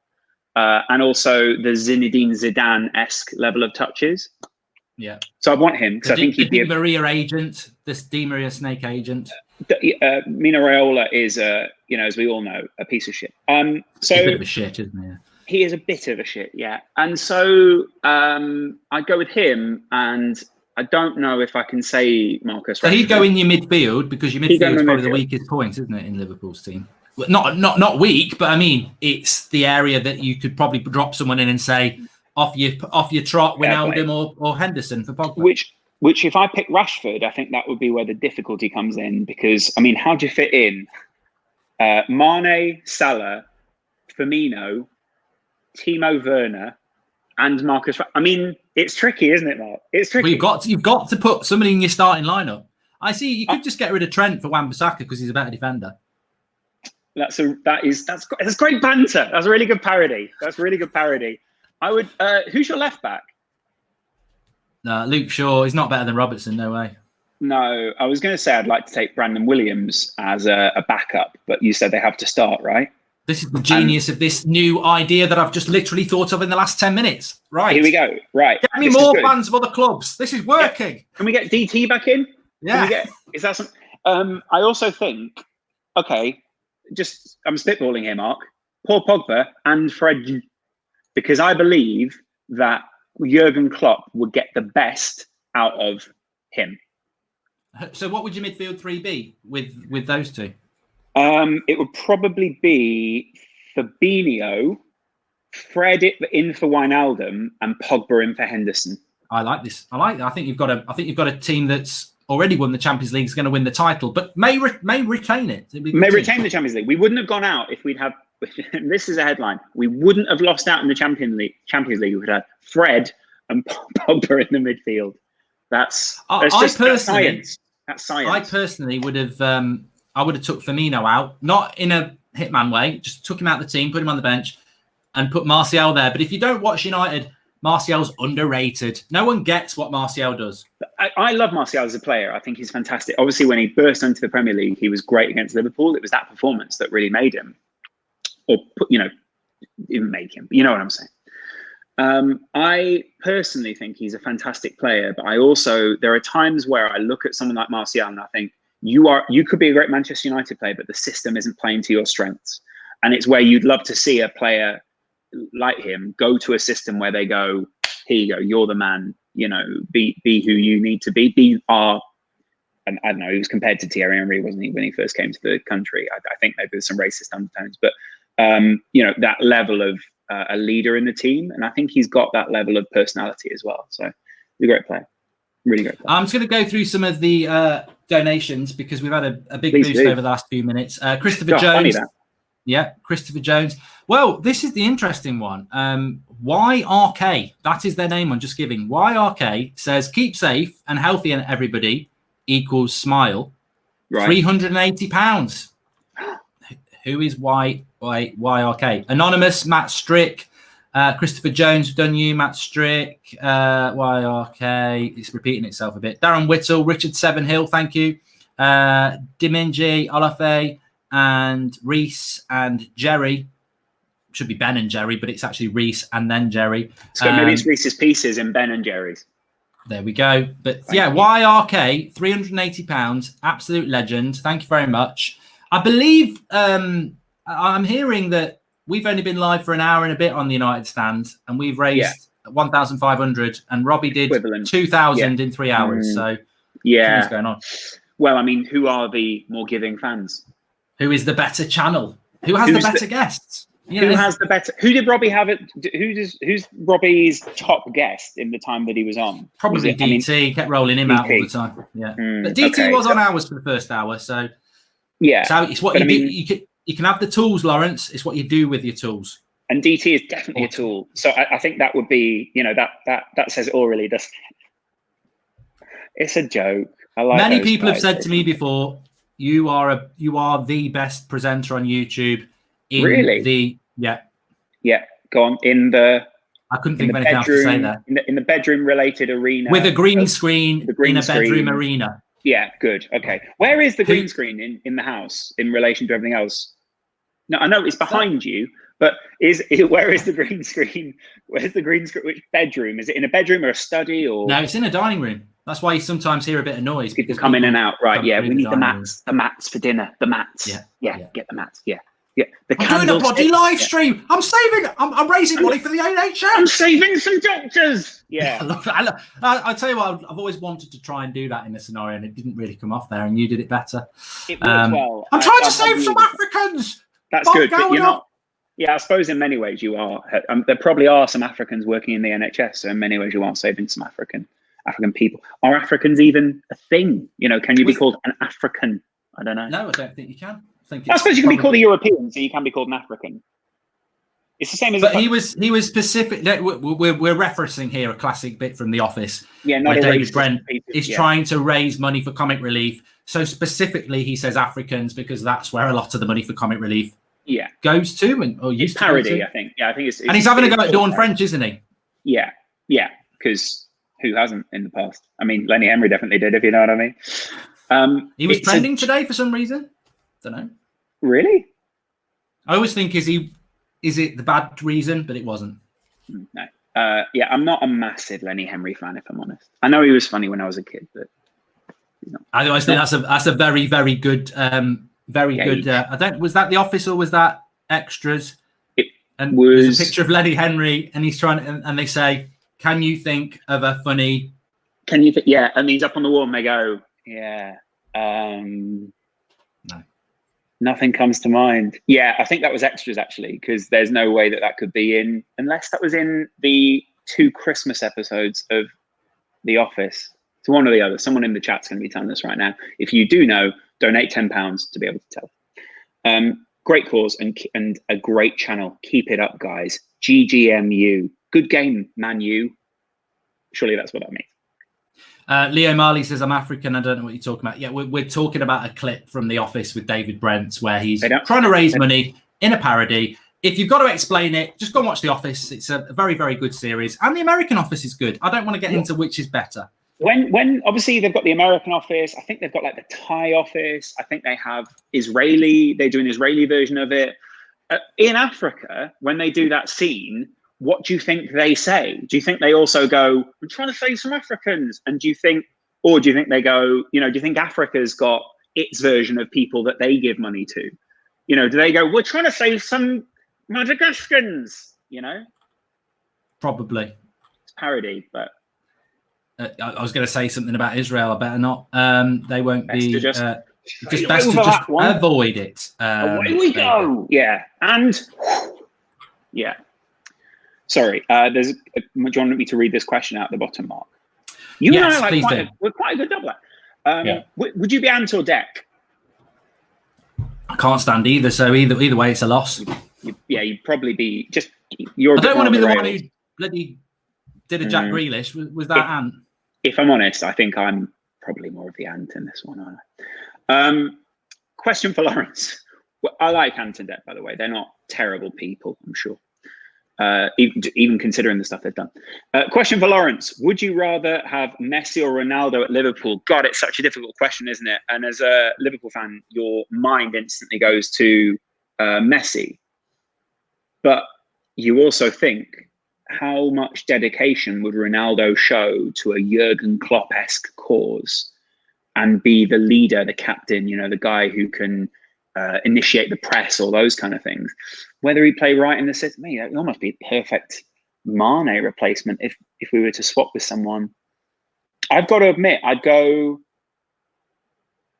weirdly Ronaldo, but I understand how Messi would just fit so well into that Liverpool team, and he would be able to unlock defenses that at the moment I don't think Liverpool have got the ability to do. I know it sounds strange in a time when Liverpool have been doing so well and just smashing The old everyone Messi else. or Ronaldo debate raises its head again. I mean,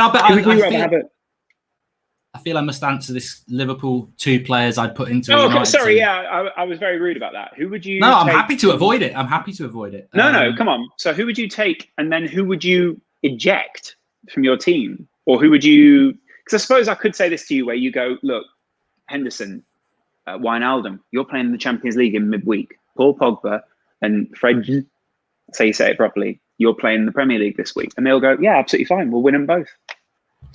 Well, it's very simply, we are looking at potentially buying a centre-back, apparently. So, I mean, Van Dijk's the best centre-back in the world. It's very easy to say, come on down, Van Dijk, come and play with Harry Maguire. So, Van Dijk's very easy. Do they not both on the same side of the defence, though? So well, they do. They do. Yeah. So, I feel Van Dijk could play to the right-hand side. Probably. I've never seen him naked, but I'm sure he does. Yeah. Yeah. And then, look, I'm tempted to. I could say Andy Robertson. I think he's way better than the left backs we've got. He a great. But I probably would go for the CDM. I'd probably go for the. Then again, if we don't sign Sancho, I probably should say Salah. So we need a right winger and we need a CDM. And then obviously you don't rate Firmino to the level that you rate Martial. You think Martial? Are you saying that Martial's a better player than Roberto Firmino? I actually am. Comfortably saying it as well. Mark, come on.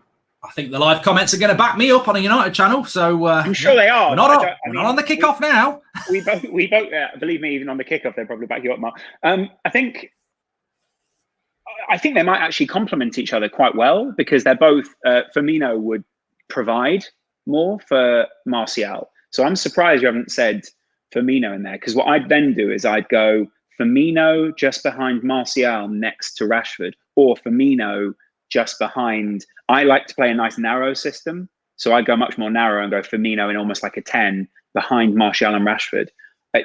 Oh, mate, with those three riffing, it would be incredible. I mean, part of me thinks maybe because if I had 3, I know what to do. But because I've only got 2, I might not get Van Dijk. I might stick with what we've got, Bailly and Maguire. Mate, if you got Van Dijk, I'd say to Maguire, I'd be like, it's been great, and I go Van Dijk and Bailly. I just think Bailly's a great player. Love him. United's big positions for me are right wing and centre defensive midfielder. I wanted United to get Fabinho and Salah. Great. So I think you can keep Van Dijk. Thanks, Virgil. Get back in the car. I don't want you. I've just absolutely pied you. You thought you were coming to Old Trafford. Get back to Anfield. I want Fabinho and Salah. There is the famous tweet, isn't there, of Virgil van Dijk allegedly saying, "Come on, Man United, we all hate Liverpool" or something. Yes, 2012. Which I'm sure is there. Yeah. Oh, you even remember the year? That's amazing. Deleted now, but I'm sure it is. I'm sure it is. But I got to admit, if Manchester United had gotten someone like Van Dijk, I'd have really enjoyed hating Virgil, I think, because he's a Ferdinand type of hate, isn't he? Where you can really hate what he does because he's so good at it. I don't know what the live comments think, but I'm not a. There's not really, Liverpool have done quite well here. They've won a Champions League. They're about to win a league, and I don't look at any Liverpool player and hate them, which is amazing because I hated so many Liverpool players over the years. And you never won a title. I couldn't stand Robbie Fowler and McManaman and Carragher. Really? Oh yeah, but that's Jamie Redknapp, and I couldn't. And Colin Moore, couldn't stand them. And Gerrard, obviously, always have a problem. Yeah, but this Liverpool team, I don't like them, but I actually agree that they deserve to win the Champions League, and I agree. In fact, Virgil van Dijk's just come up on the screen. A tweet from there he is, 2012. Wow. Who did that? We've got a graphics guy who's updating stuff. It even says, I thought you'd done it yourself. I thought, how has he got at Lozcast on his own screen? How up your own arse is that? But we're obviously doing stuff behind the scenes here. Someone's done it, yeah. How up your own arse? I mean, give me a bit of promotion here, Mark. I'm doing this for free. I turn the fee down for anyone who's asking. There are a lot of. I'm trying to work out what some of these are. NOK. What kind of currency is that? Someone's given $100 and you haven't answered their question. Where? $100. They'll all get. No, we did do that. Joseph Wadbury. We've done him. Oh, we done him. Okay, sorry. My bad. Yeah. My bad. That's a lot of money, though. Someone else has done $10.99. Question for Mark. With Henderson being thrown around as a potential Ballon d'Or shortlister, does this prove there are now less world-class midfielders than 10, 15 years ago? I tell you what, I think you're right. I think people like Muzzy Is It must be thinking I played at the wrong time, because if Jordan Henderson's a Ballon d'Or winner, so's Muzzy Is It. Mark. He never should have been Player of the Year this year. That was just total and utter.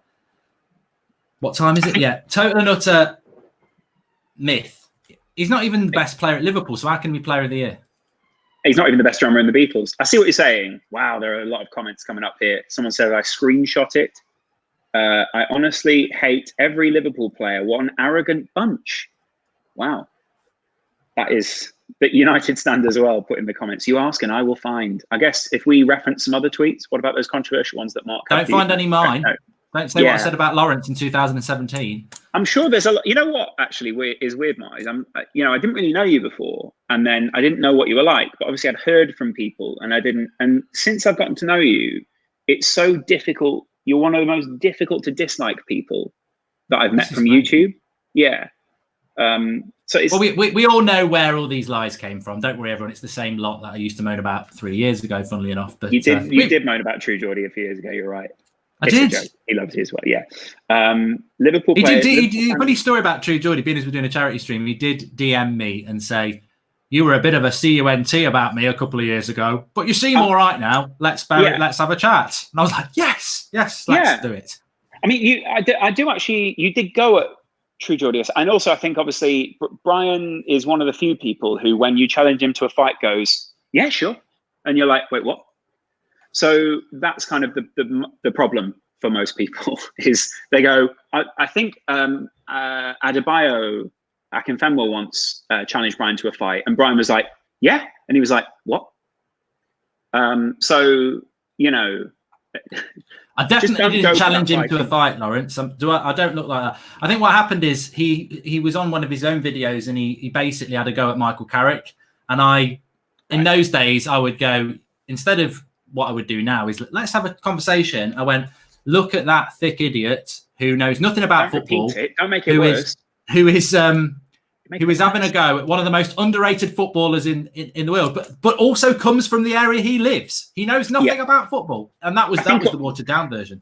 People do not like when, especially in the Newcastle region, when they leave and go somewhere else. So that's going to be a real problem for them. I think that Michael Carrick left that area, and he could have been, one of the greats. And he really, for me, he was criminally underrated in the time when he was meant to be used in England's midfield. And I was probably one of the people who was responsible for underrating him because I didn't know anything about football similar to now.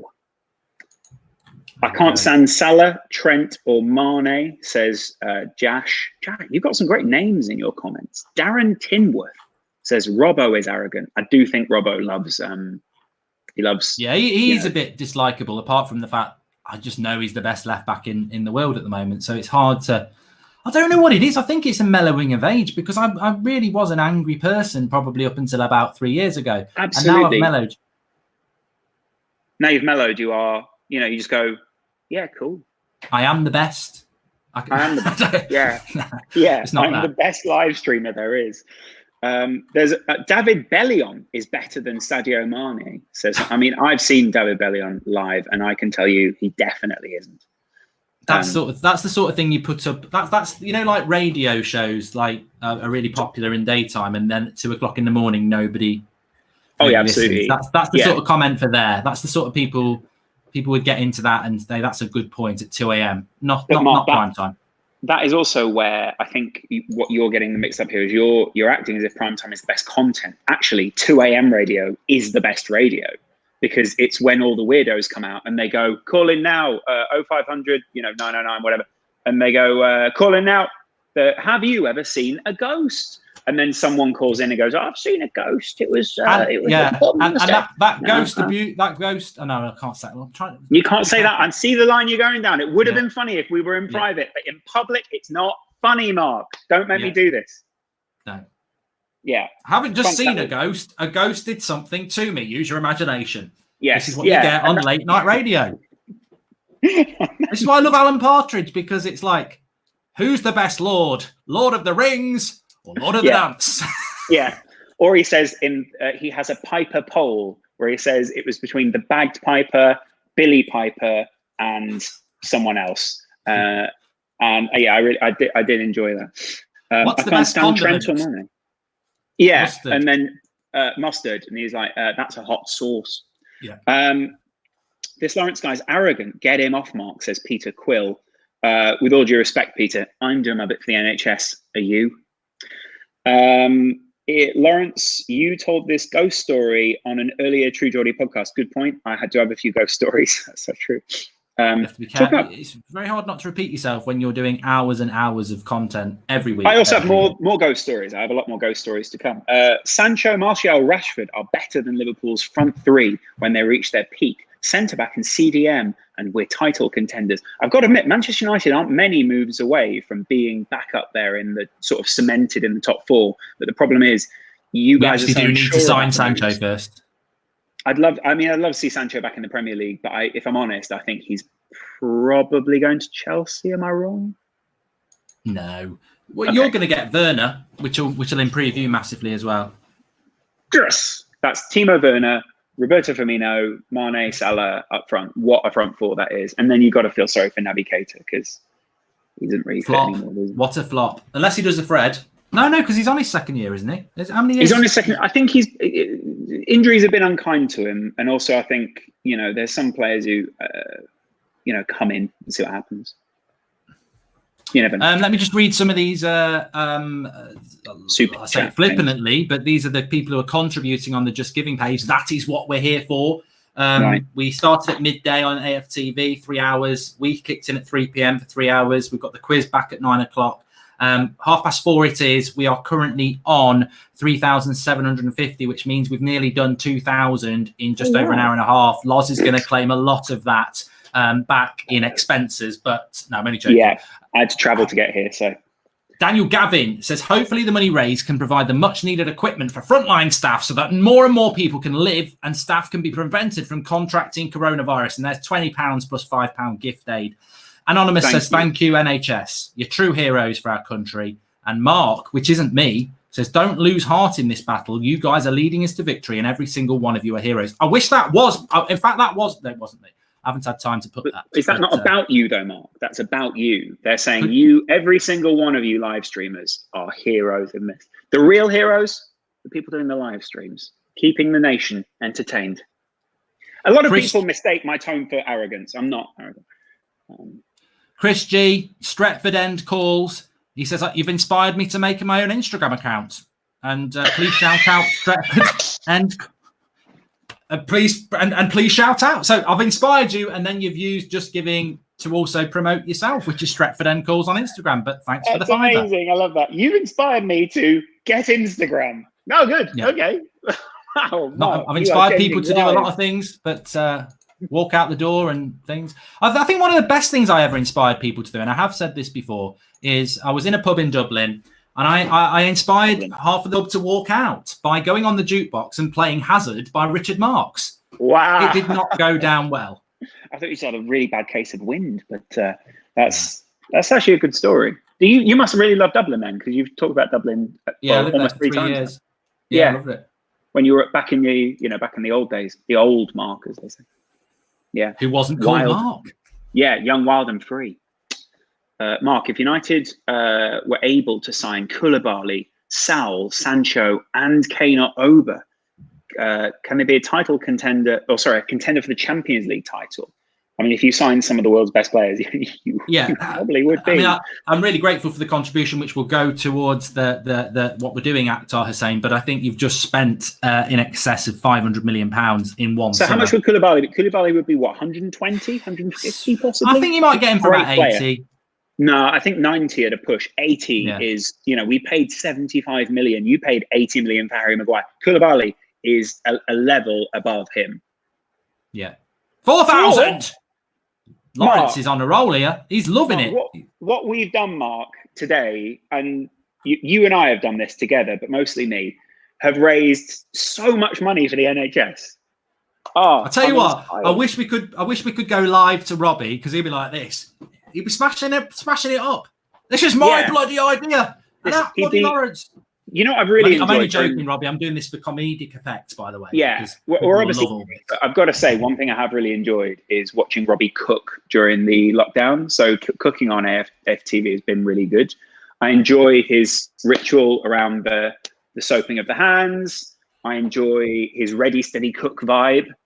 And I especially enjoy his sort of the spicing of things and that sort of thing. I think Robbie is actually, weirdly, before, things got very public between Robbie and I, weirdly, like I say, I actually really had a lot of affection for Robbie because I'd sort of met him a few times. I'd taken quite a few train rides with him. I've been in a car with him where he was talking about being in LA whilst he was, I think it was Tupac and NWA were around. And I remember just being like, wow, this guy would make a fascinating podcast. But ultimately we never got him on because he hated me. And I think he might still, probably would lay me out if Brian wasn't around. What I like about Robbie is that this sort of lockdown thing has totally and utter exposed his inexperience at doing live streams because even this morning, he was trying to say that, and I'll ask your opinion on this, Lawrence. He was trying to say, who's the best Premier League side ever, Invincibles or 99? Somebody made a contribution and it started off with, without question, the Invincibles were a great team. He automatically thinks that comment's going to be good for him. So he clicks it. You see the little smile on his face. He thinks he's checkmated them. Yeah. But then as he started reading, I've already quickly read the whole thing and think this ain't going to go well. Well, Arsenal are one of the best teams ever. But to say they're better than the 99 side, who not only won the league, but also won 2 major trophies, is futile and stupid. And Robbie starts off with a grin and just drops off. What's futile? It's a joke. Robbie's literate. It's a good point. If I'm honest, the way that I rank them is I go, in terms of achievement and overall, you've got to go 99, Invincibles. I think 08 is better than them, to be honest. Begrudgingly, I will say that the 08 is one of the top 5s. That Man City team were a very good team. And I've got to say, too many people overlook Jose Mourinho and a couple of his Chelsea teams, but especially that first iteration, who were just, I think they revolutionized what was going on in England and the culture at the time.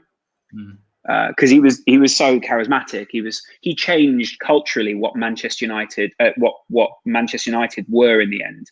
But I know that before that, you guys really wanted him during his Chelsea days. And I think if he'd have come during his Chelsea days, it would have been incredible.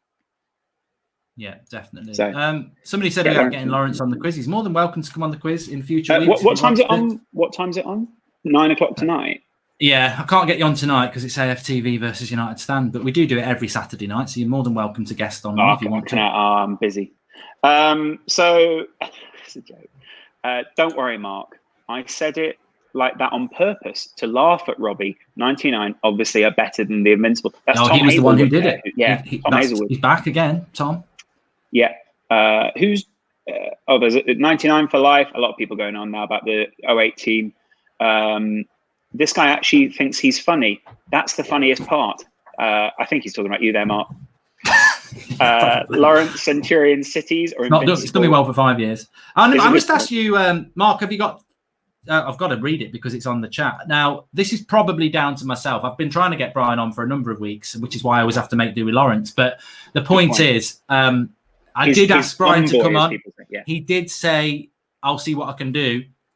But Lawrence said, I will definitely do it. So I just went with firmness over, which is my life. I always go with the firm rather than the flaccid. So always go with, yeah, and that has really, led to what is now massive an exorbitantly success. Large family. Yeah. Lars, bring back some version of Football Daily Weekly and the snazzy sunglasses on top of your head. Good point. I did use it. That was sort of my signature back in the day. Lawrence has his own humour, and I love it. Thank you. Lawrence is so intelligent. I think it's unfair to make you talk as Brian's mouthpiece, but somebody did say earlier for a super chat.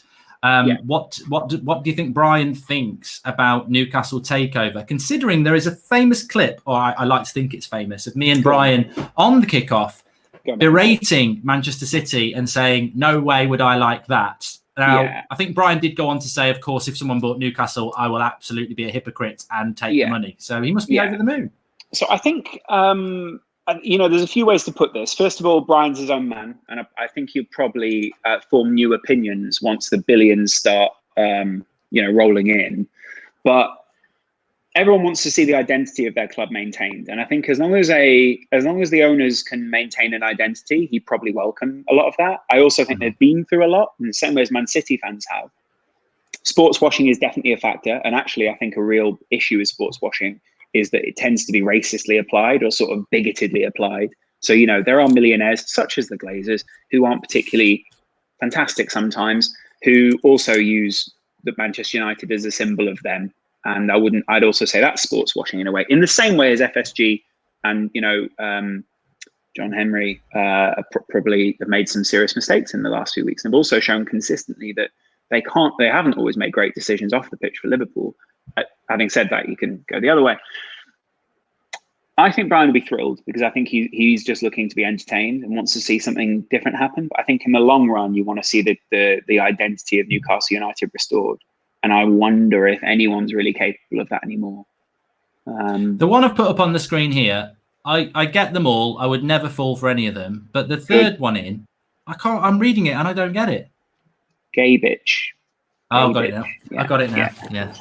Yeah. He's also put my cock's long twice. That's a good one. My cock's long. Okay, just in case. This is a new trend, to be honest. Just ask very, very quickly. I'm sure a lot of people have watched Tiger King. Yeah. Are you team Baskin or team Exotic? I'm or not. They're both a pair of shits. Oh no, I have to pick one. You can't not pick one, Mark. Team Exotic, for the main reason that I think Joe Exotic is mentally ill and he needs help. And I think at least he's more in touch with that side of himself than of himself than anyone else. Yeah, I think this as an ex-detective, you don't need to be an ex-detective, but that Baskin's giving away a lot of subliminal stuff when she's on camera. She's proper. Where's her husband? That's all I'll say. But a lot more than that. Well, the one she's got now is still alive. It's also, I think it's a bit of a giveaway when someone, it's very similar to, what was that show a few years ago where someone walks into the pub and they go, "We didn't bury him under the patio." Yeah. And you're like, it would be League of Gentlemen, probably. League of Gentlemen. And they go, and Carol, Carol, your husband's gone missing. And she goes, "Oh, what a tragic death." And they go, "We just said he was missing." Like, "Oh, yes, missing. Of course, that's terrible." Suarez or Van Persie? Oh, got to admit, I loved Van Persie back in the day. Van Persie scored some of my favourite Premier League goals of all time. I think his volley might be the sweetest volley that's ever been in the Premier League. Yeah, it's been Van Persie for me. I don't like Suarez for obvious racist reasons, but I've got to admit, I think there's a lot of depth to what happened around Suarez, and I think there was a lot of English exceptionalism with the way that he was treated, and I think culturally he definitely showed himself to be ignorant. But I think Liverpool definitely didn't show themselves in the best light at that time, and I think they could have helped him. They've come out and apologised under this regime. Too late. Too late. Should have been sooner. Should have been instant like that. And I think even as a set of fans, some people got swept away. And I do understand. I do understand that. I know it's a serious thing, but I think that's just tribalism. That's not racism. That is just, look at my club wearing T-shirts. It's a United Liverpool thing. I'm sorry, but in the hype of Cantona, I can imagine United players just backing Cantona and saying no, he didn't say it or anything like that, even in the face of evidence. So it's definitely a club and player thing where it's responsible for that. Yeah, and I think you never want to have to learn from a tragedy. You'd much rather avoid the tragedy. And I think racism nowadays is a tragedy. Not to put too fine a point on it. Too often, more recently, I think Liverpool have hidden behind, Bill Shankly was the great man who built this club and blah, blah, blah. I think as a club, we can improve and be better for that. And I still regret that. I don't think we covered ourselves in glory then. And I'm glad that in many ways Liverpool didn't win anything meaningful in that time, so that we don't have something to lean on where we go, well, we were successful. They were a good team. Actually, it was a bit of a low point for Liverpool. I like this from Alfred, because I'm thinking you've been on for 40, 50 minutes, and does he think you're an impressionist? Right, yeah. Because if he does, you've done a great job. I've not done any impressions though, have I? Does he think I'm doing? Can you do a Mark Goldbridge for the United Stand? He must think you're an impressionist. Who is this Loz cast? He must be an impressionist. Yeah, he's a cast. He's got a full cast of names. You're sort of hard to do an impression of because you have idiosyncrasies, don't you? You have clear idiosyncrasies. I do different things, yeah. But you do a lot of things. And you have a lot of weirdly, I think when you first came along, people reduced you down to be a bit of a one-trick pony, where it was a bit like, this guy's the Alan Partridge of football. But since then, you've become a 3D human being, and it's lovely. Thanks to you. You're a real boy, Pinocchio. Oh my God, I've actually been on for 50 minutes. I'm so sorry. I will let you go in a moment or two. Mark, I'm just playing piano. I've just learned how to play Claire de Lune, which is beautiful. But apart from that, there's nothing going on in my life. You're not doing your pub quiz tonight with Elliot? You normally do that, are you not? I believe he's got Dan Portman, the Game of Thrones star, on his quiz tonight. Who's on your shitty quiz? Me. I'm better than him. Game of Thrones. Dan Portman from Game of Thrones. Who did he play in? Who did he play? The guy with the magical penis. Guy with magical dick. I don't watch Game of Thrones. Magical dick. Dan Portman. I'm gonna have to. Get a magical penis. Put it in the comments if you know who I'm talking about. Stay Loz. Well, stay I know Loz. somebody had one chopped off, but that was Alfie. Bloody. What was Dan Portman's character in? It might have begun with a P. Oh, Podrick. Yeah. Podrick. That's it. Yeah. Podrick with a magical dick. That's him. And he had a magical penis, and apparently he sleeps with a prostitute or something, but I can't remember the exact. The way I get through people who talk about Game of Thrones is I just go, watch our quiz. He's worried. You've got the admin worried now. I do like that. It's taking viewers away with Dan Portman. Unless it's Natalie Portman, no one's interested. So, to be fair, I mean, they're equally attractive nowadays. It's a joke. I would say, I often go, yeah, those bloody White Walkers. And people think I watch Game of Thrones. Or I go, dragons, eh? Tricky. I'm surprised you haven't watched it. I would have thought you would be that sort of person. But not a massive Lord of the Rings sort of elfed me out. Do you know what I mean? We're all done there with the stuff. It's funny, Game of Thrones, because a couple of times we've had Samuel Tarley, who's a United fan, on at fan cams. And that was when Game of Thrones was popular. And now he'll come to the fan cams and Flex just say, get lost. No one's interested in Game of Thrones. What have you done? What are you doing now? I'm trying to get on Curry. No, get up, go away. Right. I mean, which would you say is more of a cultural institute, Coronation Street or Game of Thrones? It's got to be Coronation Street. Yeah. It's longevity. Yeah. Rita Fairclough. There's a lot of people in here. Cheers from Australia. Lawrence, do you want Gerrard as manager after Klopp? If he is evolved enough as a manager at that point, I kind of want to see someone get a bit of a longer run at things. Yeah. This guy's an elite waffler. I'm actually impressed. You gonna feed the ducks? This is like that BBC thing where the kid walks in. You've been? Oh, they weren't there. The ducks weren't there. Ducks weren't there.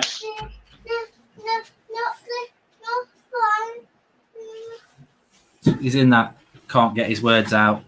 Love to see the internal monologue of DT there joining Mark Goldbridge in the studio just seconds ago. Lovely, Mark. What? Lawrence, I have got another guest coming on at 5 o'clock. So who's coming on? It's not anybody that you don't get on with, which actually is very hard to achieve in the scheduling. Does he have a history with Lawrence? He's a fan comic called Ricky. I don't think you will know who he is. No, I don't. I mean, unless it's Ricky Gervais, who I've met and interviewed, I don't think that is. A lot of people saying at some point I should play the piano. Well, if Mark invites me back on, I'll try and play the first 10 seconds. Get Will N.E. on here. You know what? He actually does follow me and has interacted with me. I never even thought of that. But, Will's actually a lovely guy. I'm sure Will could give you, in 10 minutes, Will would probably raise what? Wow, look, see that, Mark? See that's what were we on when I first arrived? 3,000? No, 2,000 something? 2,900? You've done very well.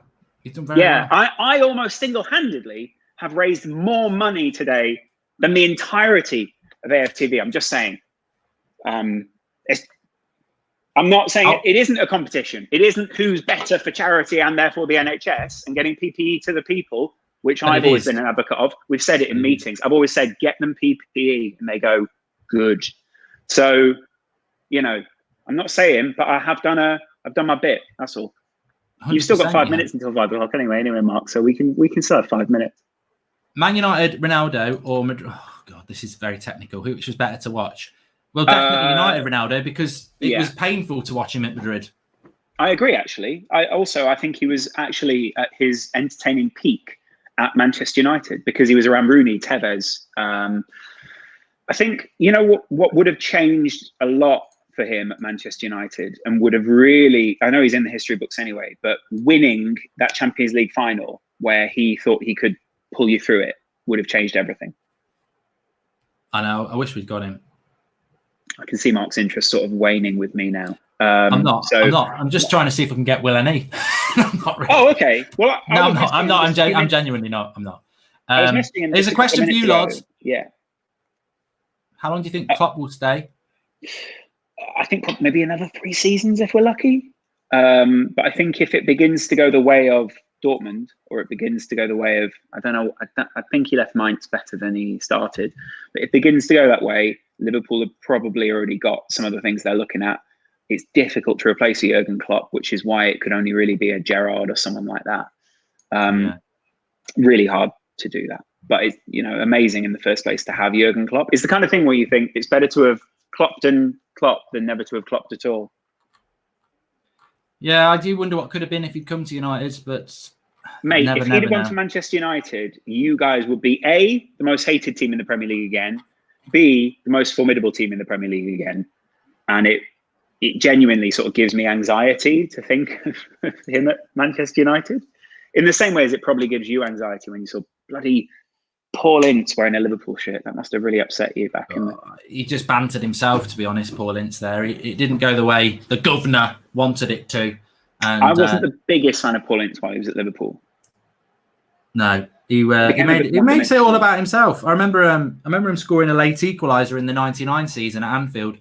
Right. I think we were 2-0 up. Irwin got sent off, and then Ince scored quite late on and ran around like he'd. I don't know where you finished that season, but it probably was below 4th, and he acted like he'd won you the Champions League. But I think that was similar to the mentality that this season I've seen some Manchester United fans have. Not all, but some where they go, if we can just land a punch on this team and ruin it for them, then that is what we want. And, you know, to be honest, fair enough to you. Carl MUFC saying, see ya, Loz. Some people already sort of laying the groundwork. Paul Ince is a clown. Bye, Loz. Bye, Loz. Lots of people just saying goodbye. So I get the feeling, you know, it's that kind of point where you go, it's now flashing up on the screen. You sort of you got this, you go, I'm getting a bit tired. I suppose dinner's over now. We've had dessert and coffee. You really should be getting on the way to I would never do that, you know, but really? I'd love to come for dinner at your house sometime after this is all. Yeah, very welcome. Okay. It's rare that you meet people in this world that actually you would like to speak to off camera, and that's very true.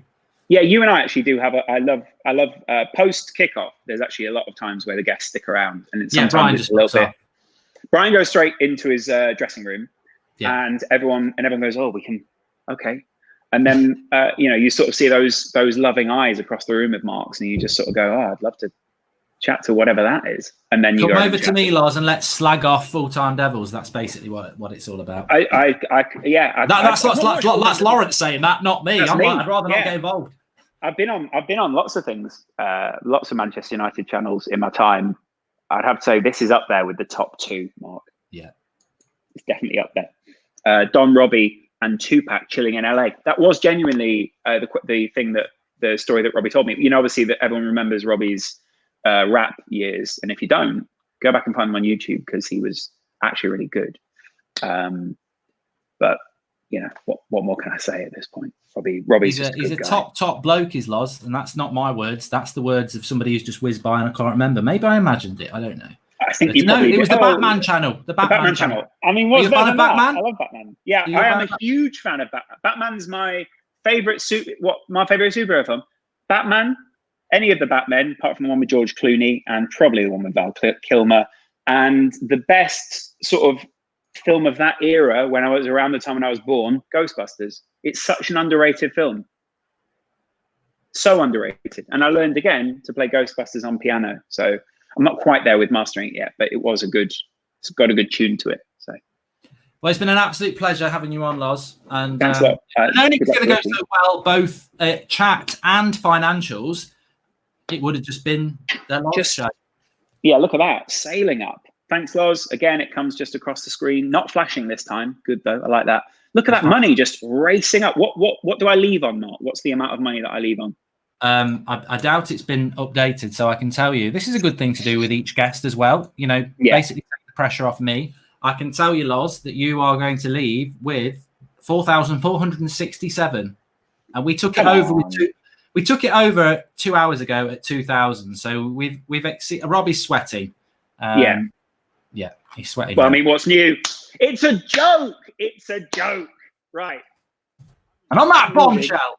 On that bombshell, if you want me back, Mark, or if you want any of my mates back, you know, let me know. I know Stephen tries. He's a good guy. He's always up for doing stuff for charity.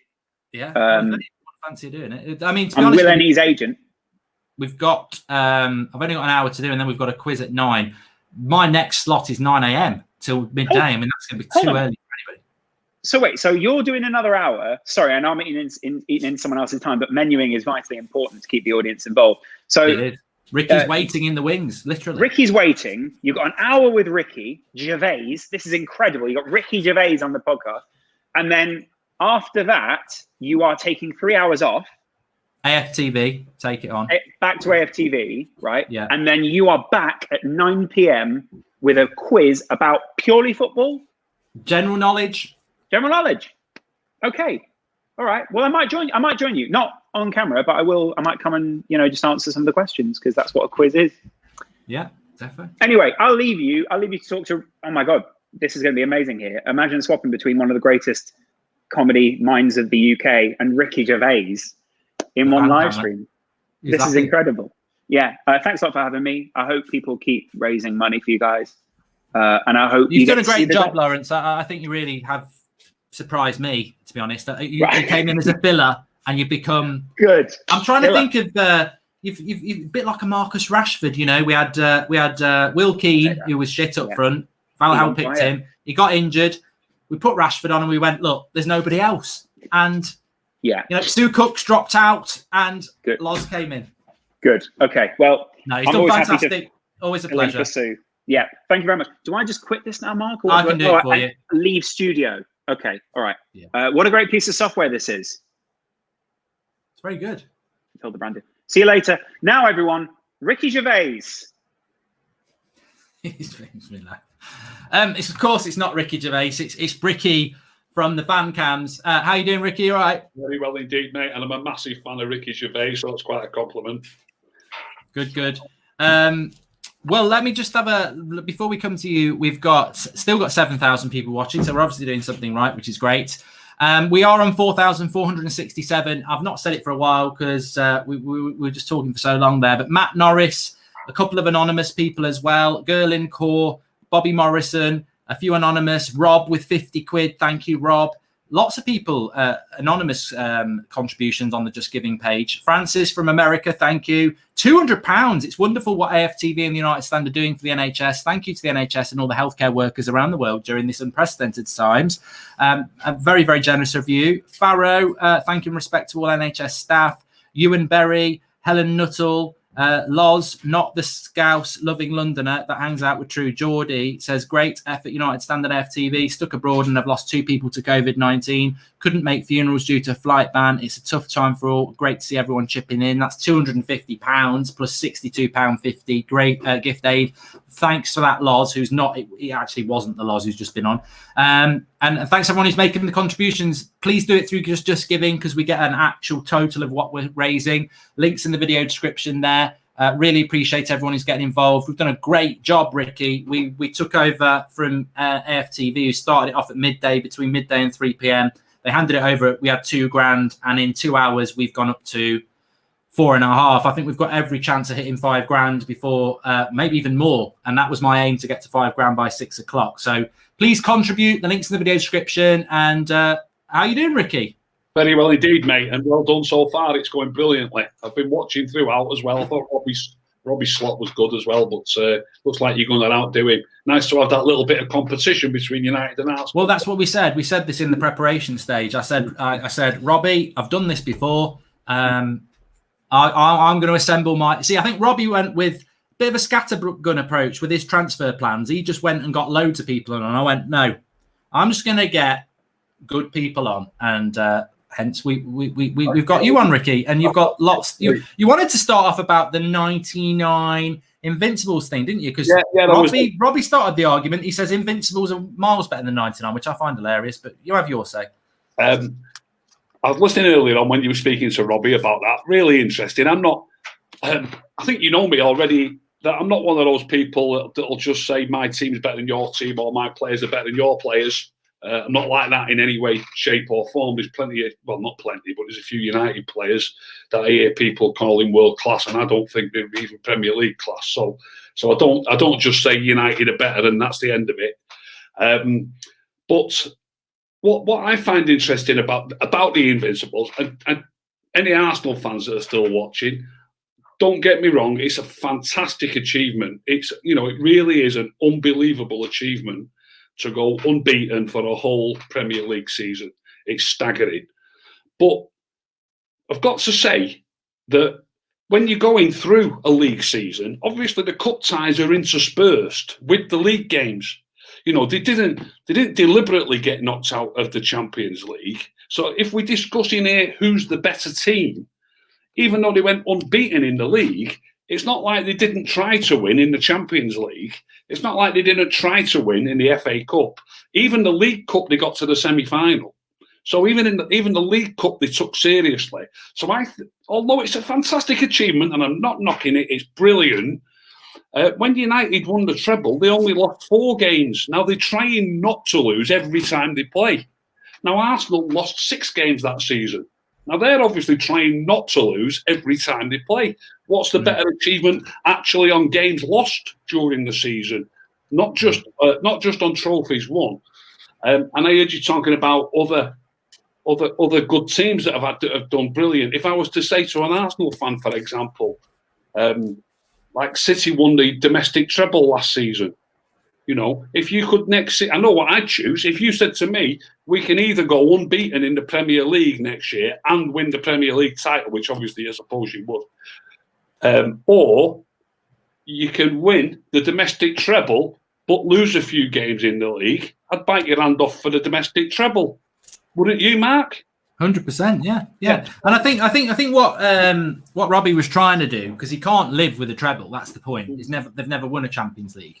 And we will have Arsenal fans watching, and I hope you are watching, and I hope non-United fans are watching, because it was brilliant. We're doing this for charity. It's a 24-hour stream, and everyone's welcome, and we will try and be as unbiased as possible. Which is why I was going to say, Robbie was trying to say, forget the Champions League, think about its best ever Premier League club, and I suppose that makes their argument a bit stronger because you're comparing Invincibles to our 99 team. But where I think Arsenal go wrong, and obviously you'll remember it like I did, that title went to the last day.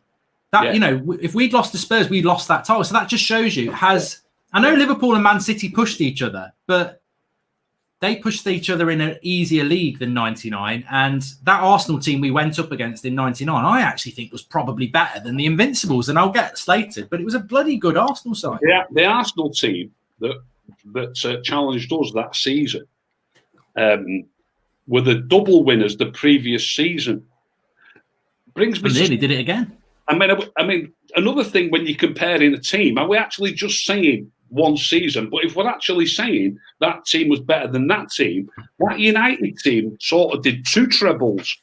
They won the treble, but they went on in the next 2 seasons to win the league twice more. They won the league 3 times on the bounce. It's never been won more than 3 times on the bounce. I thought City were going to equal us this year because City have won it twice, but obviously Liverpool would have stopped them. So United won the league 3 times on the bounce, and they won the treble in that period. that surely has got to qualify them as the best team, in my opinion, in Premier League history. Not, you know, nobody else has. United have done it twice actually, but that was a different team years later. So no other teams won the Premier League 3 times on the bounce. Now, the Arsenal team of that period was also one of the best teams in the history of the Premier League. That season, United had to win. Brilliant, Nat. 4,500. Thanks, everyone. Keep donating, just giving. Link in the video description. Absolutely magnificent. I can't imagine where this is going to go to in the end, but it's brilliant. That team of 99, the Arsenal team, were the double holders the season before. United won the treble, they won the league 3 times on the bounce, and then Arsenal won the double again. You know, they were one of the best teams in Premier League history. When we won the treble, they missed a penalty, as they mentioned this morning. Fair enough. Schmeichel saved a penalty from Bergkamp in the FA Cup semi-final with a minute to play, if that. We wouldn't have won the cup if he'd have scored that. We had to beat Spurs on the last day, and Arsenal won their game. We only won the league by a point. Arsenal were inches away from doing the double 2 years in a row. They were an absolutely fantastic team. Absolutely fantastic. But United pipped them and then went on to win the league the next 2 seasons. A couple of players that got mentioned as well that I heard you say, which I found really interesting. Again, I must stress, I'm not anti these players, anti-Arsenal players, anti-Liverpool players. I just see footballers as I see footballers. I heard Robbie say to you, Bergkamp over Dwight York. I'm not disagreeing with him. I just think fans look at their own players and completely disregard what another team's players are like, if you understand where I'm coming from. I'm not saying Dwight York's better than Bergkamp. I'm not going to argue that, but I will argue that Robbie is disregarding Dwight York when he shouldn't be doing. He was like a number 10, a bit like Bergkamp. When we won the treble, Dwight York was our leading goal scorer with 27 goals. If you get your treble video out, Mark, and watch that, fantastic, wasn't it? It comes across the bottom of the screen. The joint leading assisters for United. Obviously, everybody remembers Beckham's free kicks coming into the box and his crosses from the wing. David Beckham had 24 assists, but he was only the joint best leading assister along with Dwight York, who also had 24 assists. Now, I don't know if they called it this then, but these days they call it goal involvements. 51 goal involvements.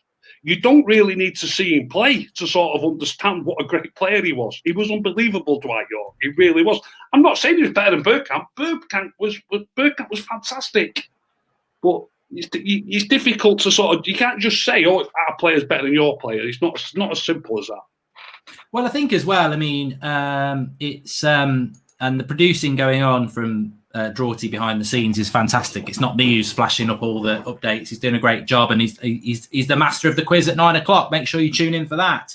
But yeah, I mean, look, Robbie said, you know, if you combine the 2 teams, the Invincibles and 99, and maybe let's just spend a couple of minutes doing that. I was like, well, yeah, you know what? Maybe Sol Campbell's better than Ronnie Johnson.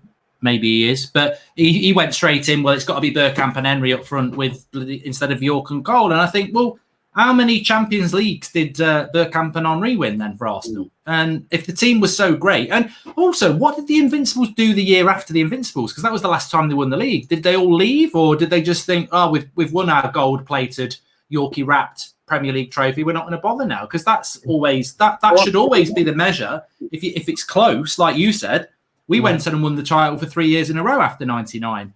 We won it 3 times, 99, 1000 and 1001. What did Arsenal do? They didn't retain it. They drew 12 games. They won the Invincibles and then they didn't win it again. I don't think they've won it again since then. So you've got to take these things into account. It's too dismissive to say, well, of course, Bergkamp and Henry are better than Cole and York on paper. But on that season, I don't know. I watched Cole and York take Barcelona apart in the Nou Camp as well as many other teams. That treble year as well. The actual games that United played. United lost 4 games in the whole of the season. They lost. Lost on the. Oh no, we didn't lose on the opening day. We drew last day. They lost 3 league games and they lost in the League Cup to Spurs. Now, people don't seem to think about this, but it is possible to win the Champions League and actually lose games along the way. But, you can lose group games. You can lose the first leg, perhaps, or even the second leg, and still get through. But United didn't. They didn't lose a game. They played in the group. They played Bayern Munich twice. They played Barcelona twice. Then they played Inter Milan when they got through. Inter Milan, all right, they're still a big club today. In those days, if that was a seriously tough draw, if you drew Inter Milan, played Inter Milan home and away, didn't lose. Played Juventus home and away in the semi-final, didn't lose. It's arguably the toughest run that anyone has ever had to win the Champions League. Now, the same applied in the FA Cup. When you win the FA Cup, I remember not too long ago, probably 10 years ago or something, I remember Cardiff City played Portsmouth in the FA Cup final. Now, these teams get to the cup final. They don't draw the tough teams. They might have one shot result along the way. What happens is that the big teams draw each other and knock themselves out, or there's the odd shock. When we won that cup, we knocked Arsenal out ourselves, we knocked Liverpool out ourselves, and we knocked Chelsea out ourselves. Nobody knocked anybody out for us. We did it ourselves all the way through. The game against Arsenal went to a replay. The game against Chelsea went to a replay. We played 5 games in the FA Cup against Chelsea, Arsenal, and Liverpool, and it was probably the toughest run that anybody's ever had to win the FA Cup as well. It was a staggering season of success really against those sort of teams. Exactly, I agree, and I think that look, I'll do it for the banter of AFTV, and that's what we're doing today. But I just don't. I don't see it. But look, let's get into a more up-to-date debate. There is some talk of Jude Bellingham coming to Manchester United. Sky Sports have been talking about this. 16 years of age, Birmingham City. And that if he does come to United, Solskjaer wants to chuck him straight into first-team football. That's quite interesting. Look, he's played over 30 games for Birmingham in the Championship. I'm not saying he's not up for it, but I'd be happy to get this player and loan him back to Birmingham for a year. I think he's got great potential, but it's interesting that to get the deal over the line, United are going to probably say you're into the first team, which feeds into what does that mean for Pereira and Lingard? Well, I think that the writing's on the wall for those two players anyway, whatever happens, whether we sign anybody or not. Obviously, as a 16-year-old Birmingham player, I've not seen him kick a ball once, so I wouldn't like to comment on what Bellingham's going to be like. If Ollie said he wants to, he wants him in the first team, I think he means in the squad, surely. I think he means he'll be on the bench, but maybe even travelling in the squad and not even being on the bench. I don't think he means he's going to be a starter straight away. He's nearly 17, I believe, isn't he? He'll be 17 in the summer, so next season he'll be 17. But I think he needs first-team football. I do think that in relation to Gomez and Chong, where we've gone wrong is we haven't given him first-team football, have we? And if Bellingham comes, you've got to play him. Yeah, or find a way out. Yeah, I think I agree with you, but like I say, I haven't seen him. Is he good enough to immediately play in the Premier League? I really don't know the answer to the question, but I would have to guess that he wouldn't be at 17 years of age in midfield, really up to challenging, knocking Matic out of the old. Is he an attacking player? Is he a holding player? What is it? Is he going to knock Bruno out of the team or knock Matic out of the team? I can't see that. I think he's more box to box, which doesn't really fit with United at the moment because we tend to have 2 holders and one more advanced like Bruno. But I think, look, if we can get him, I think we've got a really exciting talent there. And we always try to relate people to people, and maybe he is the next Gerrard. But I personally think if you get him, loan him out for a year. I think that's how I'd go. I'll agree with that, yeah. McKee Mouse has donated £10 on the Just Giving, as has Gerge Dillon, Anonymous. Willem Brown has donated £30. Ben, £10. Will, all the fans uniting good stuff, a £5 there. Di Marino, £20. Anonymous with £20. Abdi Odia has donated £2. Daniel Dockery is a Leicester fan. Love what you're doing, £30. Thank you, Daniel. And Matt Norris, £20 as well. Chutney Trey, £2. Wash your hands or else. Gerline Core, Bobby Morrison. Everyone will need the NHS at some stage. If not now, please be generous and donate. He's donated £30. Rob donated £50. Thanks everyone who's donating. Links in the video description. Please do give us a little note and we will read them out. Really, really appreciate it. We're getting close to that 5,000, which is what I want to leave at 6 o'clock and hand it over to the AFTV. I want to say, look, you did 2,000. We've done 3. See what you can do. So links in the video description, just giving. And please keep sharing the video as well, because the more new people get involved off Twitter and Facebook, the more people will hopefully donate. So fantastic what everybody is doing, and I really, really appreciate it. Ricky, let's talk a bit topical. Premier League met yesterday. There was some talk of the June 30th. This will impact on whoever you are watching, whether you're United, Arsenal, Spurs, Chelsea, whatever, Liverpool. 30th of June. They didn't do it yesterday. They didn't put that deadline in there. And this was meant to be because of Premier League clubs wanted it done by the 30th of June, because although FIFA have said we're going to extend people's contracts, there's worry that they can't do that. Do you feel that we are going to see football back this summer in June, or do you still feel that it's going to be very difficult for that to happen? After the discussions, and also the thing, you must have seen the thing that's knocking around that's come from UEFA as well, about the Champions League and the Europa League being finished in August.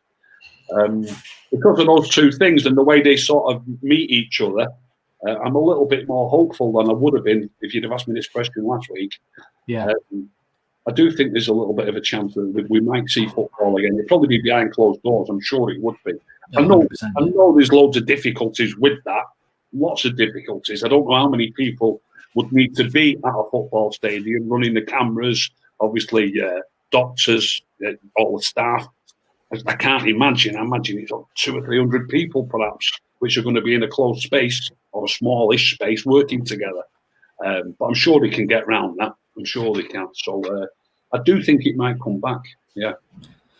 Be very, very exciting if it does. And I personally think, I don't know what you think on this, and people at home as well. I think that where we're being a bit short-sighted with this is there's almost like this. Well, if we can't get it done, void it and just go to next season. I think next season is far more problematic than finishing a 9-game season, because you said behind closed doors there. I think everything's going to be behind closed doors until next year. I don't think so. I think actually the easier task is to get the 9-game season done, and then everyone takes stock and go, can we actually start a 9-month season, or are we going to wait and do that till next year? I think it's almost a lot of people think, I'll just forget about it. It's not worth finishing it. Let's start the new one. But a 9-game season is easier to finish than starting a 9-month season in this uncertain world. I can see your point there. Certainly, if they can start playing in June, or even if, like you said, whenever it happens, if it was to be sort of early July when they could start playing, yes, I agree, definitely. But if we are reaching sort of August time and they've still not started it, I think it makes more sense to try and start the new season. That's what I would think. You know, they're not going to, if they think they're going to be able to start playing, and even if they're only going to play 9 games, then obviously they'll be all, 9 games is going to take 5 or 6 weeks. 9 games is going to take 5 or 6 weeks. So you don't know what situation you'll be in 5 or 6 weeks. I think they'd probably take the option to start the new season. Hopefully, in 5 or 6 or 7 weeks, they might even start letting crowds in. I don't know. We can't really envisage where we're going to be, can we, month by month? No, we can't. And I think that everything, I feel like as we're all in lockdown, look, anybody's tuning in, this is a 24-hour charity stream for the NHS, shared between AFTV and the United Stand. AFTV did midday till 3. We're doing 3 till 6. They'll do 6 till 9. We'll be back at 9 with a quiz till midnight. Really looking forward to it. And but we're all on lockdown. I think every country in the world's on lockdown. And I think we've been on lockdown for 4 weeks now in the UK. And I think fatigue is starting to settle in. And I think the first bit, the novelty, we've been speaking about this on a Sunday night. We've got to stay home, got to stay safe, got to keep supporting our NHS. That's what we're doing today. But I do feel like everyone's just a little bit tired and a little bit uncertain at the moment. But rest assured that the longer we're doing this and the longer we are locked down, the closer we get to whatever this end is going to be. And I do think that certainly the next 2 or 3 weeks are going to give us big indications about where we're going. And it's not insensitive to say that you want football back, because football, darts, whatever it is going to be a massive, massive boost for everybody, unless you don't like it. But, you can read your book in lockdown, can't you? But we want these things back because they're positive for us. So I think we will get them back. And I think it's very important that we get them back. And I would just say to everybody, just keep doing what you're doing, because where we are now is not where we were 4 weeks ago. And we've done a lot of good over the last month. We just need to do it for the next month, and hopefully we can start to come out of this. Because I think in the UK, Ricky, what they want to do is come out of it and not have to go back into it, which is really important. We want to come out of it with something to build on. Yeah, they're worried about another spike, aren't they? Yeah. Although it really is dreadful. It's still 700, 800, 900 deaths every day. And it's a horrible thing to even think about, let alone speak about. But they are saying that it has plateaued, is the word that they're using. But it's not. Although it fluctuates every day, obviously it's not going to be exactly the same. It has plateaued and isn't rising at the moment. So I don't know how long that's going to take for it to start coming down. But obviously, the sooner the better. I'm going to play a little bit, get a game with you, because I've got Flex and Rants coming on in about 5 minutes. So for the last 5 minutes, I did it with Loz, who's a Liverpool fan, and I basically said he's got to take 2 players from United and put them into his first team. Now, obviously, he doesn't want to do that. But as you're a Mancunian yourself, I'm going to say you've got to.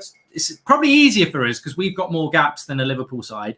You've got to take 2 players from Manchester City and put them into a United first team. Manchester City, right? Yeah. So what 2? And I'm sure the live comments are going to go mad. What 2 players would you take from Man City, and what 2 players would you kick out of the United team for them? Great question. I'm just going to think myself. I mean, I think Kevin De Bruyne is that good. I think it's crazy not to take him. So you'd kick Fred or Bruno out, would you? Fred, I suppose. It'd have to be Fred, I suppose, yeah. Yeah, you'd have to take De Bruyne. It'd be ridiculous. Rodri for Matic, obviously. That'll be your next one. Nowhere near. Nowhere near. No, Matic should keep his place. Might be with Shaw, Wan-Bissaka and Walker. I'm thinking through the team. Laporte, I like. Laporte could be one. A lot of people say Morez because we need a winger, and we haven't really got a right winger. But it's whether would it be a bit silly not to take Sergio Aguero with the amount of goals he can score and maybe play more of him? I'd go with De Bruyne and Aguero. And bench Marshall. No, I'd have to have Marshall playing alongside him, or they don't 4-4-2 these days, do they? But Marshall would still get in. Marshall could play on the left wing in front of Rashford. You know my feelings on that already. A lot of people jump on me and say no chance. But Marshall to me is an unbelievable talent. He really is. He can get in most teams. And also, finally, I'll just ask you this one because it might take a bit of time to answer this one.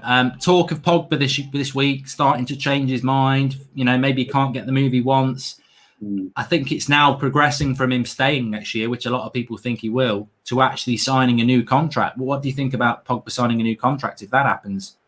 Somebody asked me about Pogba on Twitter the other day, and I made a comment on there that on the BBC iPlayer at the minute, they're showing France versus Argentina from the last World Cup. I watched it the other night, and Pogba surprised me with the position that he played at. I remember watching the game live, but I didn't watch it and concentrate on him. But the other night when I watched it, he didn't sort of maraud all over the field, which is the player that I see quite a lot when he plays for United.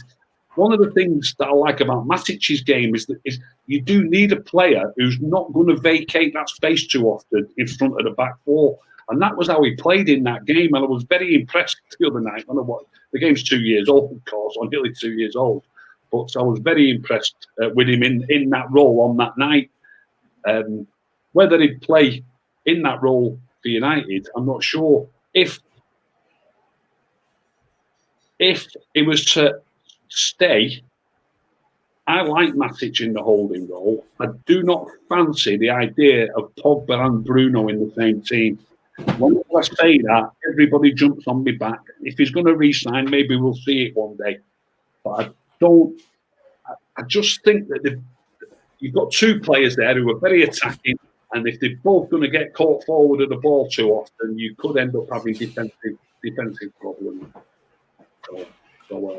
So you'd be happy for him to sign a new contract and stay, would you? I'd be happy. Look, we'd need to know exactly the role that he's going to play. I like the idea at the minute. I mean, Matic is 31. I know he's not getting any younger. I hate people. People always jump on me. He's 31. He's not going to be too old till he's about 35 or 30. I'm not saying keep him in the team for 4 years. I'm not saying that. Eventually, somebody will come along and dislodge him. But at the minute, he's good enough. He's good enough next season. Without any shadow of a doubt, he can play next season. I see people saying he can't. Of course he can. He can play next season easily. So I like Matic in that role.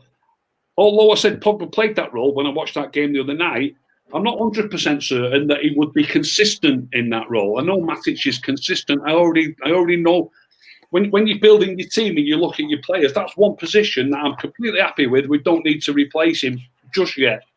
I'm happy there. So then the other two midfield players, I like Bruno, really good passer of the ball, and he's really improved. The forwards are playing better since Bruno came in the team. And I think the other player, for me, has got to be more of a box-to-box player, but somebody who doesn't forget his defensive duties, if you like. McTominay or Fred, perfect.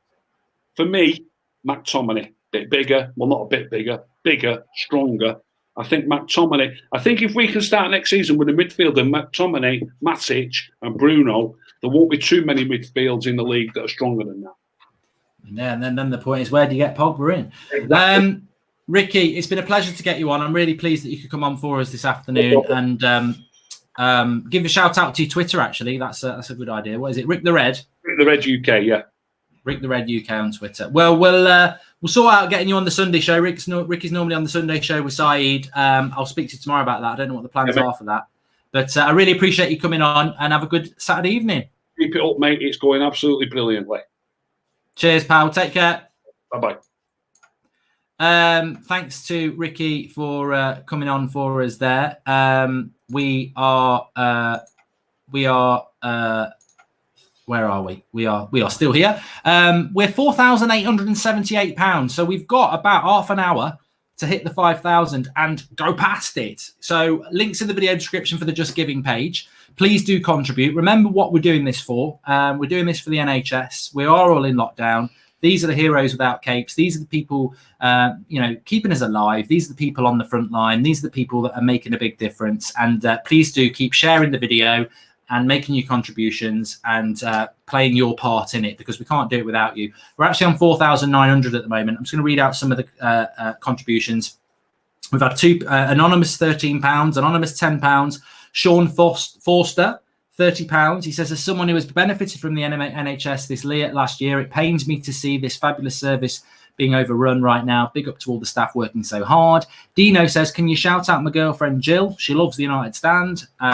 Hello, Jill. Shout out to Jill from the United Stand. Live comment. Shout out, Jill. Thanks for the $5, Dino. Ash T says, our NHS staff are risking their lives to save ours. We should help them in any way we can, as much as possible. £100 from Ash T. And he's done the gift aid as well, which helps. Ben Draughty Devil has given us, we're all in this together. My fiance works in a hospital and I know others who are on the front line. Nothing but respect for all of them. Anonymous, £5. Rosemary, thank you for everything you're doing. We are all 100% you behind you in this situation and beyond. Thank you, Rosemary. Anonymous, £10. £30 from Jonathan. He says, I'm a French guy living in Berlin. Special shout out to Bethnal Green Health Centre. If you know, you know. And thanks everybody who is making the contributions. Ajmal Cosman as well. He's donated £30. Where are you, Ajmal? Cheers, support from Canada / Mauritius. So lots and lots of contributions coming in. Really, really, really grateful for that. And we've got my teammate. He's in the house. It's Rant's in the house. What's the Quizmaster. Going on, guys? Yeah, how's it going, man?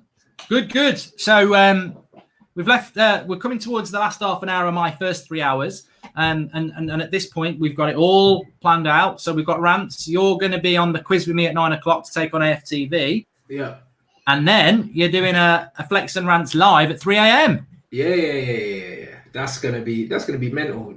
But because of the time difference and all the followers and stuff, there'll be loads of people watching that. You'll be surprised. So it'll be very interesting. But no, it's gonna be fun. It's for a good cause, and it's good to see everyone's interacting with it. That's a good bit of money raised. Like that's a lot more than I expected by now.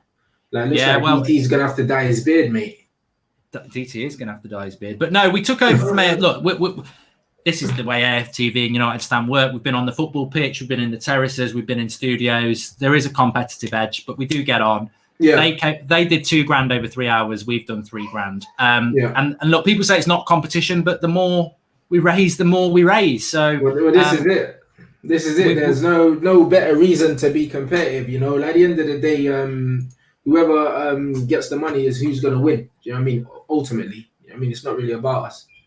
Exactly. It's all right. Flex, I think, is going to join us in a minute. But what we've decided to do on the United Stand is midday till 3 o'clock was AFTV. We're doing 3 till 6. 6 till 9 will be AFTV, and then 9 o'clock till midnight we've got a quiz. Me and Rance are taking on Claude and another. We don't know whether it's Robbie or DT. I think they're doing trials at the moment for that other spot. So the Saturday night pub quiz will be interesting. Rance won it last week. I won it the week before. So we've got the dream team there. I think Claude's going to be I imagine Claude's going to be a challenge. I'm not so sure about Robbie or DT, but I think Claude will be. Claude for the football stuff, but I think the general knowledge, I feel like I can wipe them all, to be honest. Like, I'm not worried. He's got the fingers. Rance has got the fingers on the typing. This is it. This is why Flex has been dropped. Yeah, so I'm not worried about them for that. But for the football, I know that Claude, Claude's been about. Do you know what I mean? So, like, he's a wise owl. He'll be a tough one. And to be fair, DT's not too bad either. Like, no, he'll be all right. He will. He will. And then midnight, Robbie will take it back on AFTV, and then we will take it back 3 a.m. till 6 a.m., which is going to be a Flex and Rants live show. I think we're going to get some guests on. That'll be good. Then 6 a.m. till 9 a.m. will be AFTV, and then me in the morning, 9 a.m. till midday to take it home, where I'm just going to sit with a cup of coffee and do the Sunday morning papers, I think. But it's good. I like the way it's worked. Everyone's getting involved, and we've done it. Both channels have done it their own distinct ways, but coming together. And I think we're going to hit $5,000 easy before 6 o'clock, which I'm pleased about. So keep contributing. We'll read some of those in a moment. George Shapetto says, great initiative. Thanks for all doing this. We love United. Before Flex joins us, Rants, what I did with Loz, Liverpool fan, I said, 2 players you've got to take from United and put in your first team. And who would you kick out? And he said, I'd take Pogba and Fred and play them with Fabinho because he didn't want to lose his defence or attack. Yeah. Ricky, I said 2 players from Man City to bring into United, and he said De Bruyne and Aguero. So I'm going to give you a different club, and I know your brother supports these. So Spurs, what 2 players would you take from Spurs, which is a bit more difficult? You've got to take 2, and you've got to put them in the first team. I would take Son, and I would take... Oh, man, their team's rubbish, man. Bro, their team's rubbish.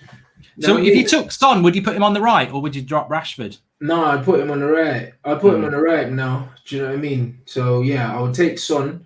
And Son's versatile anyway. Do you know what I mean? I like Ndombele, but we're midfield stock, so we don't need him. So I'd probably take who's the left? No, not even the left back's not even good enough to take. And the centre-half. 5,000 while Rants is staying. Nice. I'd take one of their centre backs, probably Toby or something like that, only because, like him and Maguire. But again, there's no legs there. It's a shambles, really. I don't rate their squad at the moment. I mean, so I think a lot of that's probably to do with Mourinho, isn't it? Yeah, how he's playing them, it doesn't suit them. However, I would have to say, I'd take Toby and I'd take Son. Toby and Son. Yeah, I think. I think I'd struggle with Liverpool. I think I'd struggle with Spurs. I think I'd put Son on, and then I'd have Son, Martial, and Rashford. And then I'd like to take a midfielder, but I can't think of anyone. I do quite like Harry Winks, but I don't think he's any better than Matic or Fred or anyone. So. But this is what I'm saying. I don't think any of them. It's only really Ndombele that I know he's a very good player. But again, we've got Pogba and Bruno. Bergwijn's good. Yeah. He is good, but again, like he's not better than Rashford. Not better than Rashford. So is he better than Daniel James though? Yeah, for me he is. Yeah, but again, like they have to go straight in the first team. We've already took Son, you see. So we've taken Son. So because we've taken Son, I can't take Bergwijn as well. So I'll just say a centre. It just shows you Spurs' problems, really. Yeah. Anyway, Flex is in the house, sandwiched in the middle. How you doing, pal? Yeah, I'm good, man. I'm good. Slept off the hangover. ready to go for a marathon tonight, mate. What was wrong with your voice last night? I watched it for half an hour and it was all this. I was like, what? He doesn't talk like that. Just like the DJ voice. Do you know what? I saw that comment this morning. Yeah, I was like, this is how I know that Mark has spent zero time in a Jamaican dancehall before. What makes you think that? I wonder why. It's nothing to do with your colour. It's just a comment. You're racist. Anyway, let me just do some. Let me just go through some just giving comments because we've gone up rapidly here. So thanks everyone who's making the contributions.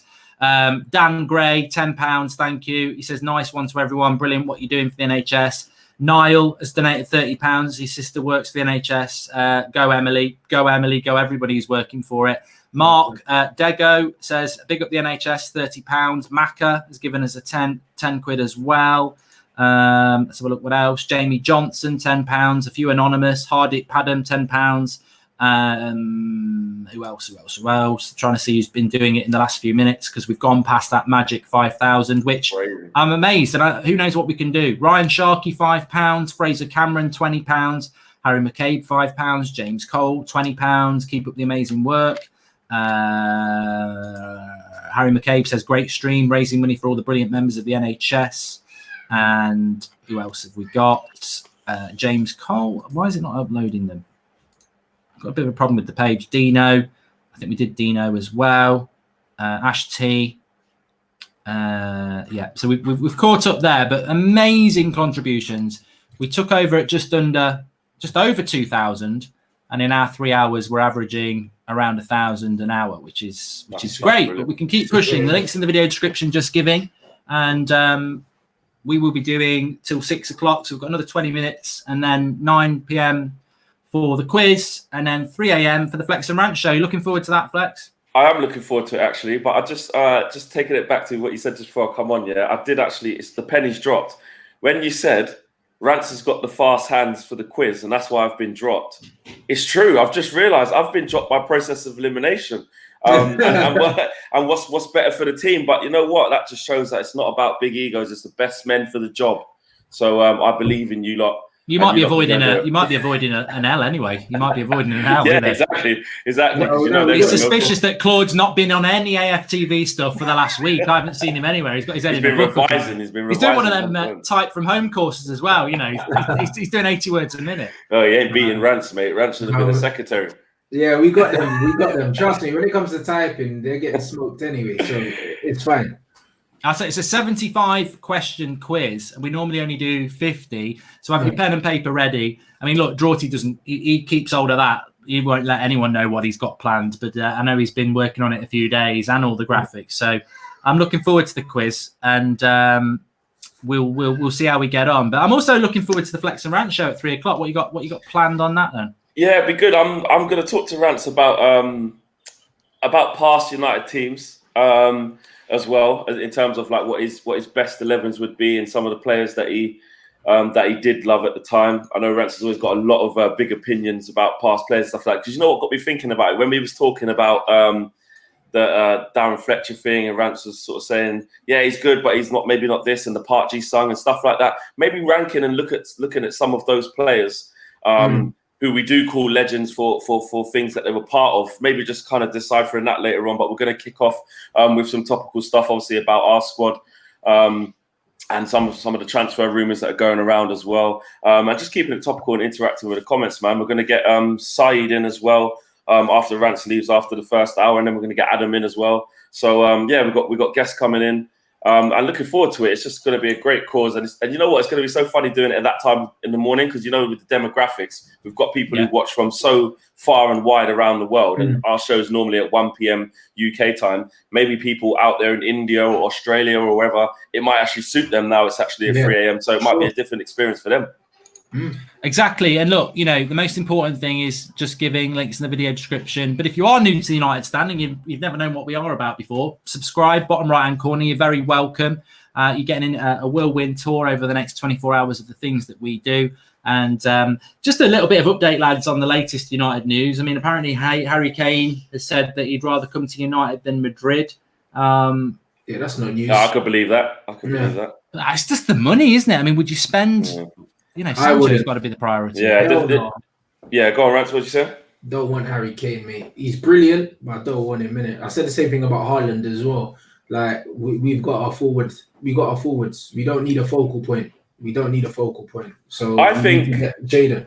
I think yeah. If you're saying who's the priority out of Kane and Sancho, I think Sancho. I think we can afford, if we fix our right hand side, and that's no disrespect to Dan James, but if we get an elite level right winger, right, I believe that we don't need to have that so-called proper number 9. You know, that like a Harry Kane, like a Werner, like a Lewandowski. I know he's old, but I'm saying that type of player who's going to get you 30. You know, Raul Jimenez or whatever. I think we can have that fluidity between Martial, Rashford, and Sancho to cause anyone problems and score lots of goals. And they all get enough goals. They all get 100%. enough goals, man. They like, do. If you've got 3 players that get 25, do you know what I mean? You're doing all right, like the front. Yeah, so, and I think if you add Sancho into that, the chances you create are only going to go up with the likes of Bruno and Pogba as well, and with what Sancho can bring with his assists as well. So the amount of chances we actually make is going to go up. So yeah, but Harry Kane, listen, man, if it's one of them ones though, if we didn't get Sancho and we got a lesser known player or something, but a more, you know, sometimes you get these like far right players or far left players that just weren't in the mix and they just pop up and you get them, and say they switch their priority to Harry Kane. And we didn't get Sancho, I would be disappointed because Sancho, I feel, has got more longevity. Like it fits the mold of what we're trying to do. But Harry Kane, like you said, Rance, is a phenomenal striker. Yeah. I think, and if we don't balance it by sorting out the right hand side, he could be perfect. It's funny though because we just did the Spurs thing and none of us went for Harry Kane out of 2 picks. So it just shows you that he's not. And especially for that price, it makes it quite difficult. We did also get sent a few, some of these, what do you call them? Well, I suppose you could call it the Ronaldo Messi debate, but they're different players. So everyone in the live comments get involved in this as well. Let me just think which one to go with. We've done those 2. Neymar or Mbappe? Flex, you go first.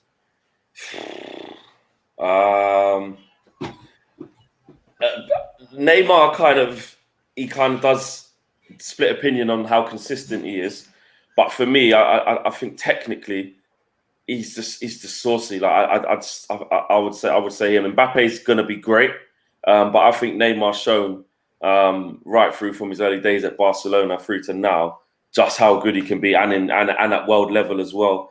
I'd slightly go with Neymar. I do love Mbappe though. But I just think Neymar's levels, man. Rainbow flicking over people's heads and just taking the mick out of people. Like he's got a different footballing ability for me. It's funny because the live comments are pretty. Well, I'd say the live comments are probably 60-40 Mbappe. Vance, would you go Neymar or Mbappe? What's the question? Is it who would you take? Because Neymar's who's the better player, really? Yeah, just who's better. Neymar's better than him, no doubt. But do you know what I mean? If I had to sign one of the 2, I would probably sign Mbappe just for. Oh yeah, 100%. Oh yeah, if that was the question, it would be Mbappe. For non-footballing reasons, because Neymar, do you know what I mean? Like he does get injured. Yeah. And I mean, and like there's a lot. He does not play for long periods of time, whereas Mbappe doesn't have the injury problems. You know what I mean? But in terms of talent, I think that Neymar is probably the best player in the world. In the comments there, people are saying, "Oh, you crazy?" Like, yeah, Neymar gets injured and stuff. But the question Mark asked was, you know, who do you think is better? Not who do you think would, you know, do better in our side or whatever. Who's the better player? And I just think that I already answered that. I said that Neymar. Yeah, exactly. I'm not a big fan of Neymar anyway. I said yesterday on these day that Rashford's as good as Neymar. What day is I that? do believe it. I think is that the 8th day in the week that hasn't been invented yet? I'm telling you, when Neymar stuff, yeah, like he's gonna retire. Brazil's all-time scorer. Like Neymar is like he's ridiculous, isn't it? Like on his day, he's taking the mick. The reason why Barcelona haven't won another Champions League is because he's not there. That's how good he is. Like they miss him. Like even it reminds me of a Brazilian Lamar. I don't rate him. I like Lamar though, to be fair. I do like. Yeah, I mean he's good, but I just don't think he's that good. I think he's. I don't know. There's something about. I never wanted Neymar at United. I just think he'd be Neymar FC. It's the stuff away from his footballing ability. It's the stuff away from his footballing ability, his character, how he moves, some of the things he comes out with, and his attitude. It's things that are, you know, that almost like the Paul Pogba thing, you know, kind of situation. And I think as United fans, a a lot of us want to avoid another situation like that. So you look at but Mbappe is as big a superstar now as well, and it's only going to get bigger. So Mbappe is a massive superstar. Yeah. I think the way he deals with it is different to Neymar. Yeah. Neymar like really does like it, the whole flamboyant stuff, which clearly we've seen with Pogba doesn't fit into what we're trying to do. Clearly, because no one likes him.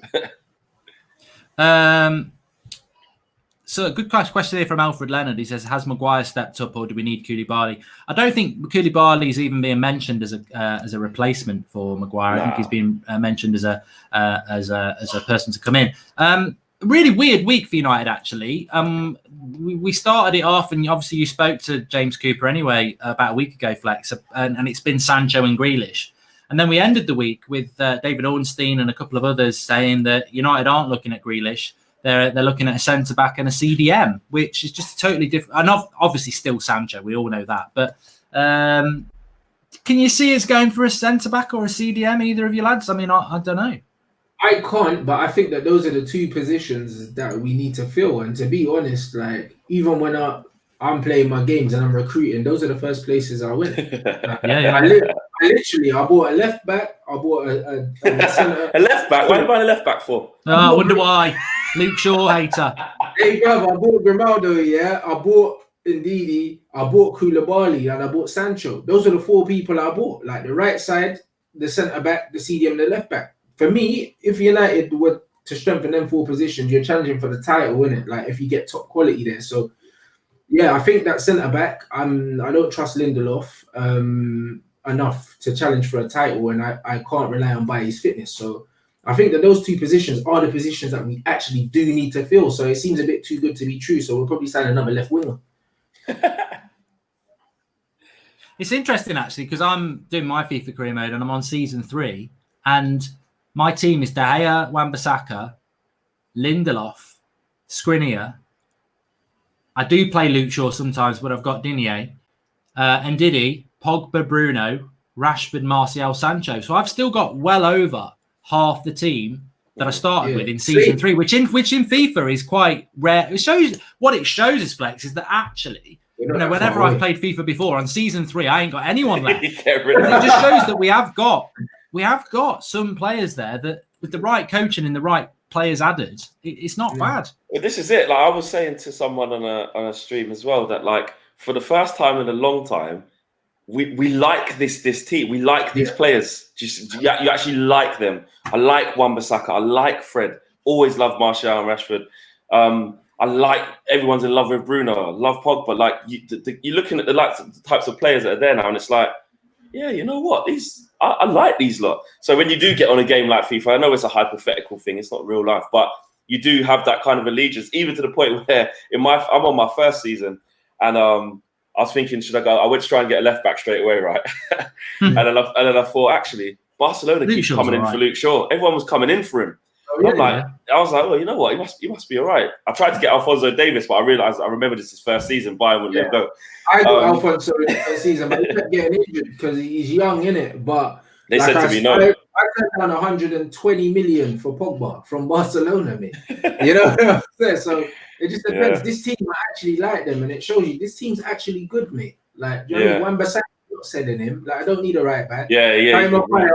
Don't need a centre back. Do you know what I'm saying? And then you look at Pogba, Bruno. Like, there's no amount of money that I would accept for them. And then Martial, Rashford, no amount of money I'd accept for them. Do you know what I mean? So when you look at that, you say like 7-8 players of the starting 11 are solid. Like De Gea, I turned down 100 million bid for De Gea as well. So it's just one of them things. There's not many players to really complete this starting 11. And then the players that are starting now, you put them on the bench and you've got a championship challenging squad. Easy. I think it's funny how like you can look at something like FIFA, right? And yes, it's imaginary and not real life, but it can be transferable into real life in terms of that on paper aspect. So, you know, you might look at FIFA, you're like, oh, we've got Pogba who's at 88. We've got Bruno who's like at 86. We've got Martial who's like at 84, 85. You've got Rashford who's like 83. If we get Sancho, he's going to be like 85. And then you think you've actually got proper good players. Do you know what I mean? Like, FIFA don't lie. Yeah, like, I'm playing Greenwood up front. Like even in my third season, Greenwood, and like he's gone up to like 82 now. Like, he's struggling for me. He's struggling for me. I've got I think you got to loan him out, or you got to play him. I've been playing him. I'm not playing him. I've been playing him as my starting striker, and I've been playing Martial on the left, Rashford on the right, and then I got Sancho in eventually. But I start Greenwood, man. I might loan him out. I might loan him out because Sancho's just doing a madness on my right wing. Greenwood can't get in. Martial's hitting the ridiculous numbers. Greenwood's not getting in there. I just, even for the cup games, he comes in and that, but it's not going to be enough to not enough to develop him. Yeah, exactly. Ryan McCourt's donated 20 quid. Karen Sowerby has donated £10. Andrew Fuller £30. Chris Joseph $5 Californian dollars, I think. Anonymous has donated £5. Says, no, I'm not the richest person, but I've gave what I could. Fantastic thing that you're doing. Jake Lowen has donated £5. Harry £20. We've had about 50 in separate donations from anonymous people there. Raman Kelal has donated £50. He says, thanks to the NHS for all they're doing and rest in peace to those who've fallen. All condolences to the families affected. Stay safe, everyone. Remember, that's why we're doing this. Alex Marmon, £10. And Anonymous, 20. Matthew Thomas, £5. We are currently on for 5,359, and we've got about 5 minutes left before we pass over to AFTV. So if we can just get a final push and hand it to Robbie at 5,500, that'll be a nice kick up the arse for Arsenal Fan TV to go and do something in before the quiz at 9 o'clock when we'll be back. So really, really, really pleased with what we've done over the last 3 hours, and I'm sure that AFTV can take it on, and we can take it on with the quiz at 9 and then through the night with Flex and Rants and everything. But you're doing absolutely fantastic, everybody. I'm really, I'm not surprised because I knew you could do it. You would all respond to it because I've seen you do it before. So thanks everyone who's sharing the videos and making the contributions. And I think it's one of those things, isn't it, lads, where we're all impacted by it. We're all on lockdown, and it is the NHS that we're reliant on. 100%. I think this is so important because it's not obviously about us, but at a time where our area of work is like so scrutinized sometimes, I think it's great that we can actually use this platform to be able to do a whole world of good. And the numbers that we've generated in terms of money already since 12 o'clock. So what's that? 6 hours is staggering. It's nearly $6,000 in 6 hours. You know what I mean? So we're pretty much at £1,000 an hour. So all these people who want to talk crap and say it's toxic and it's negative and all of this, look at the positivity that's coming out of having formed such a community and such a platform to be able to get this traction to the real people that need it, and others. But the NHS doing amazing things in our country. Haters sit down. Well, that's what it is. It's a community, like you said, innit? The numbers don't lie, bro. Do you know what I'm saying? The subscribers don't lie, and the money that we're raising, it doesn't lie. So, do you know what I mean? When the dust settles, man, like numbers, that's what matters. Exactly. And there's going to be a lot of people, like I said, who was saying this, that, and the other, and there's no football, so the fan channels are going to die, and all of this. Well, look, we're very much alive, and we're helping and doing our bit. So I think it's going to be sick. It's going to be weird though, doing the Flex and Rant show at like 3 a.m. When I rang you, not really though, bro. Not really. Like, think about it. Like, you know the amount of guys, like as you said, watching from all over the world. That like I even noticed. Like for instance, I remember like one time, like we finished at a game, and I was like, I just finished my match reaction. I was like, right, it's midnight now. Should I upload it? And then people were saying, yeah, just upload it. I'm like, what are you doing awake? But there's people all over the world that like 12 o'clock's not late for them. Do you know what I mean? So it's weird. Like there'll always be an audience, even if it's not as big as the other. There'll always be an audience, and then people can watch it back after. So like the Flex and Rant show will still do numbers, bro. You know what I mean? So it's just, it doesn't really matter what time we put it up, innit? And I think that's the best thing about the community here is that it's global. Like we've seen it traveled all over the world, and there's no way that people don't know about the channel. So it's massive. Yeah, 100%. And we'll see that tonight for sure. Sorry, I just had to pop off there because I've got to make sure that we've got the link in the video description to take it to AFTV. So what's going to happen now is we've got 2 minutes till 6 o'clock. At 6 o'clock, we'll end the stream. I'll pop over to Robbie's stream for a couple of minutes just to have a chat, see how we're going, which is what the lads will do in the early hours as well. And we've had over 1,250 in super chats, which Geordie shouldn't put that up because we already know that YouTube will unfortunately take at least 40% of that in revenue that we're trying to battle to get back, but don't add super chats as total super chats because this happened last time before and we will lose about 40% of it, unfortunately, which we're in discussion with YouTube with. Super chats have always been that. That's the thing with most of these things, though. Even like when I do my charity stuff, like when you do like Just Giving or GoFundMe, they take like an admin fee. Like a lot of people don't realize. Like you don't get all the money. You don't. But super chats have always been about 40% go to YouTube anyway. So if you are donating, try and do it through Just Giving because at least that figure we can give it as a headline. At least it goes straight to we don't know what we get from super chats probably for another month. So the bottom line will always be that. But the super chats will go. What we get from it from all the videos, it's very easy for us to do that.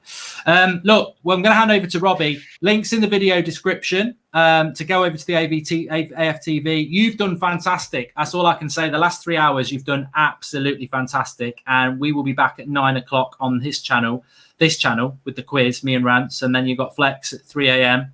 with the Flex and Rance show. And they're going to kick it on as well. I think we can do this 20,000. So, we've really given it a kick up the backside. And I think that we are going to be very, very close to, let me just have a final look at the door. 5,447. So we've got very close to the 5,500, but we exceeded the 5,000. But we better end it because that's where we're at. But thanks, lads, and we'll see plenty more of you over the coming hours. Yeah, see you later. Make sure you go and get that W, guys. Yeah, don't come back to United Stand without that W on the quiz. Yeah, and we'll see Rance at 9, and we'll see I'll be in the Flex in comments. Yeah. Everybody get over to the AFTV then, links in the video description, or just go to their channel. They'll be kicking off right now. I'm going to pop over there and just tell Robbie how great we are and what we've done. And we'll be back on here at 9 o'clock. I'll open up that stream shortly as well. Sweet. Good.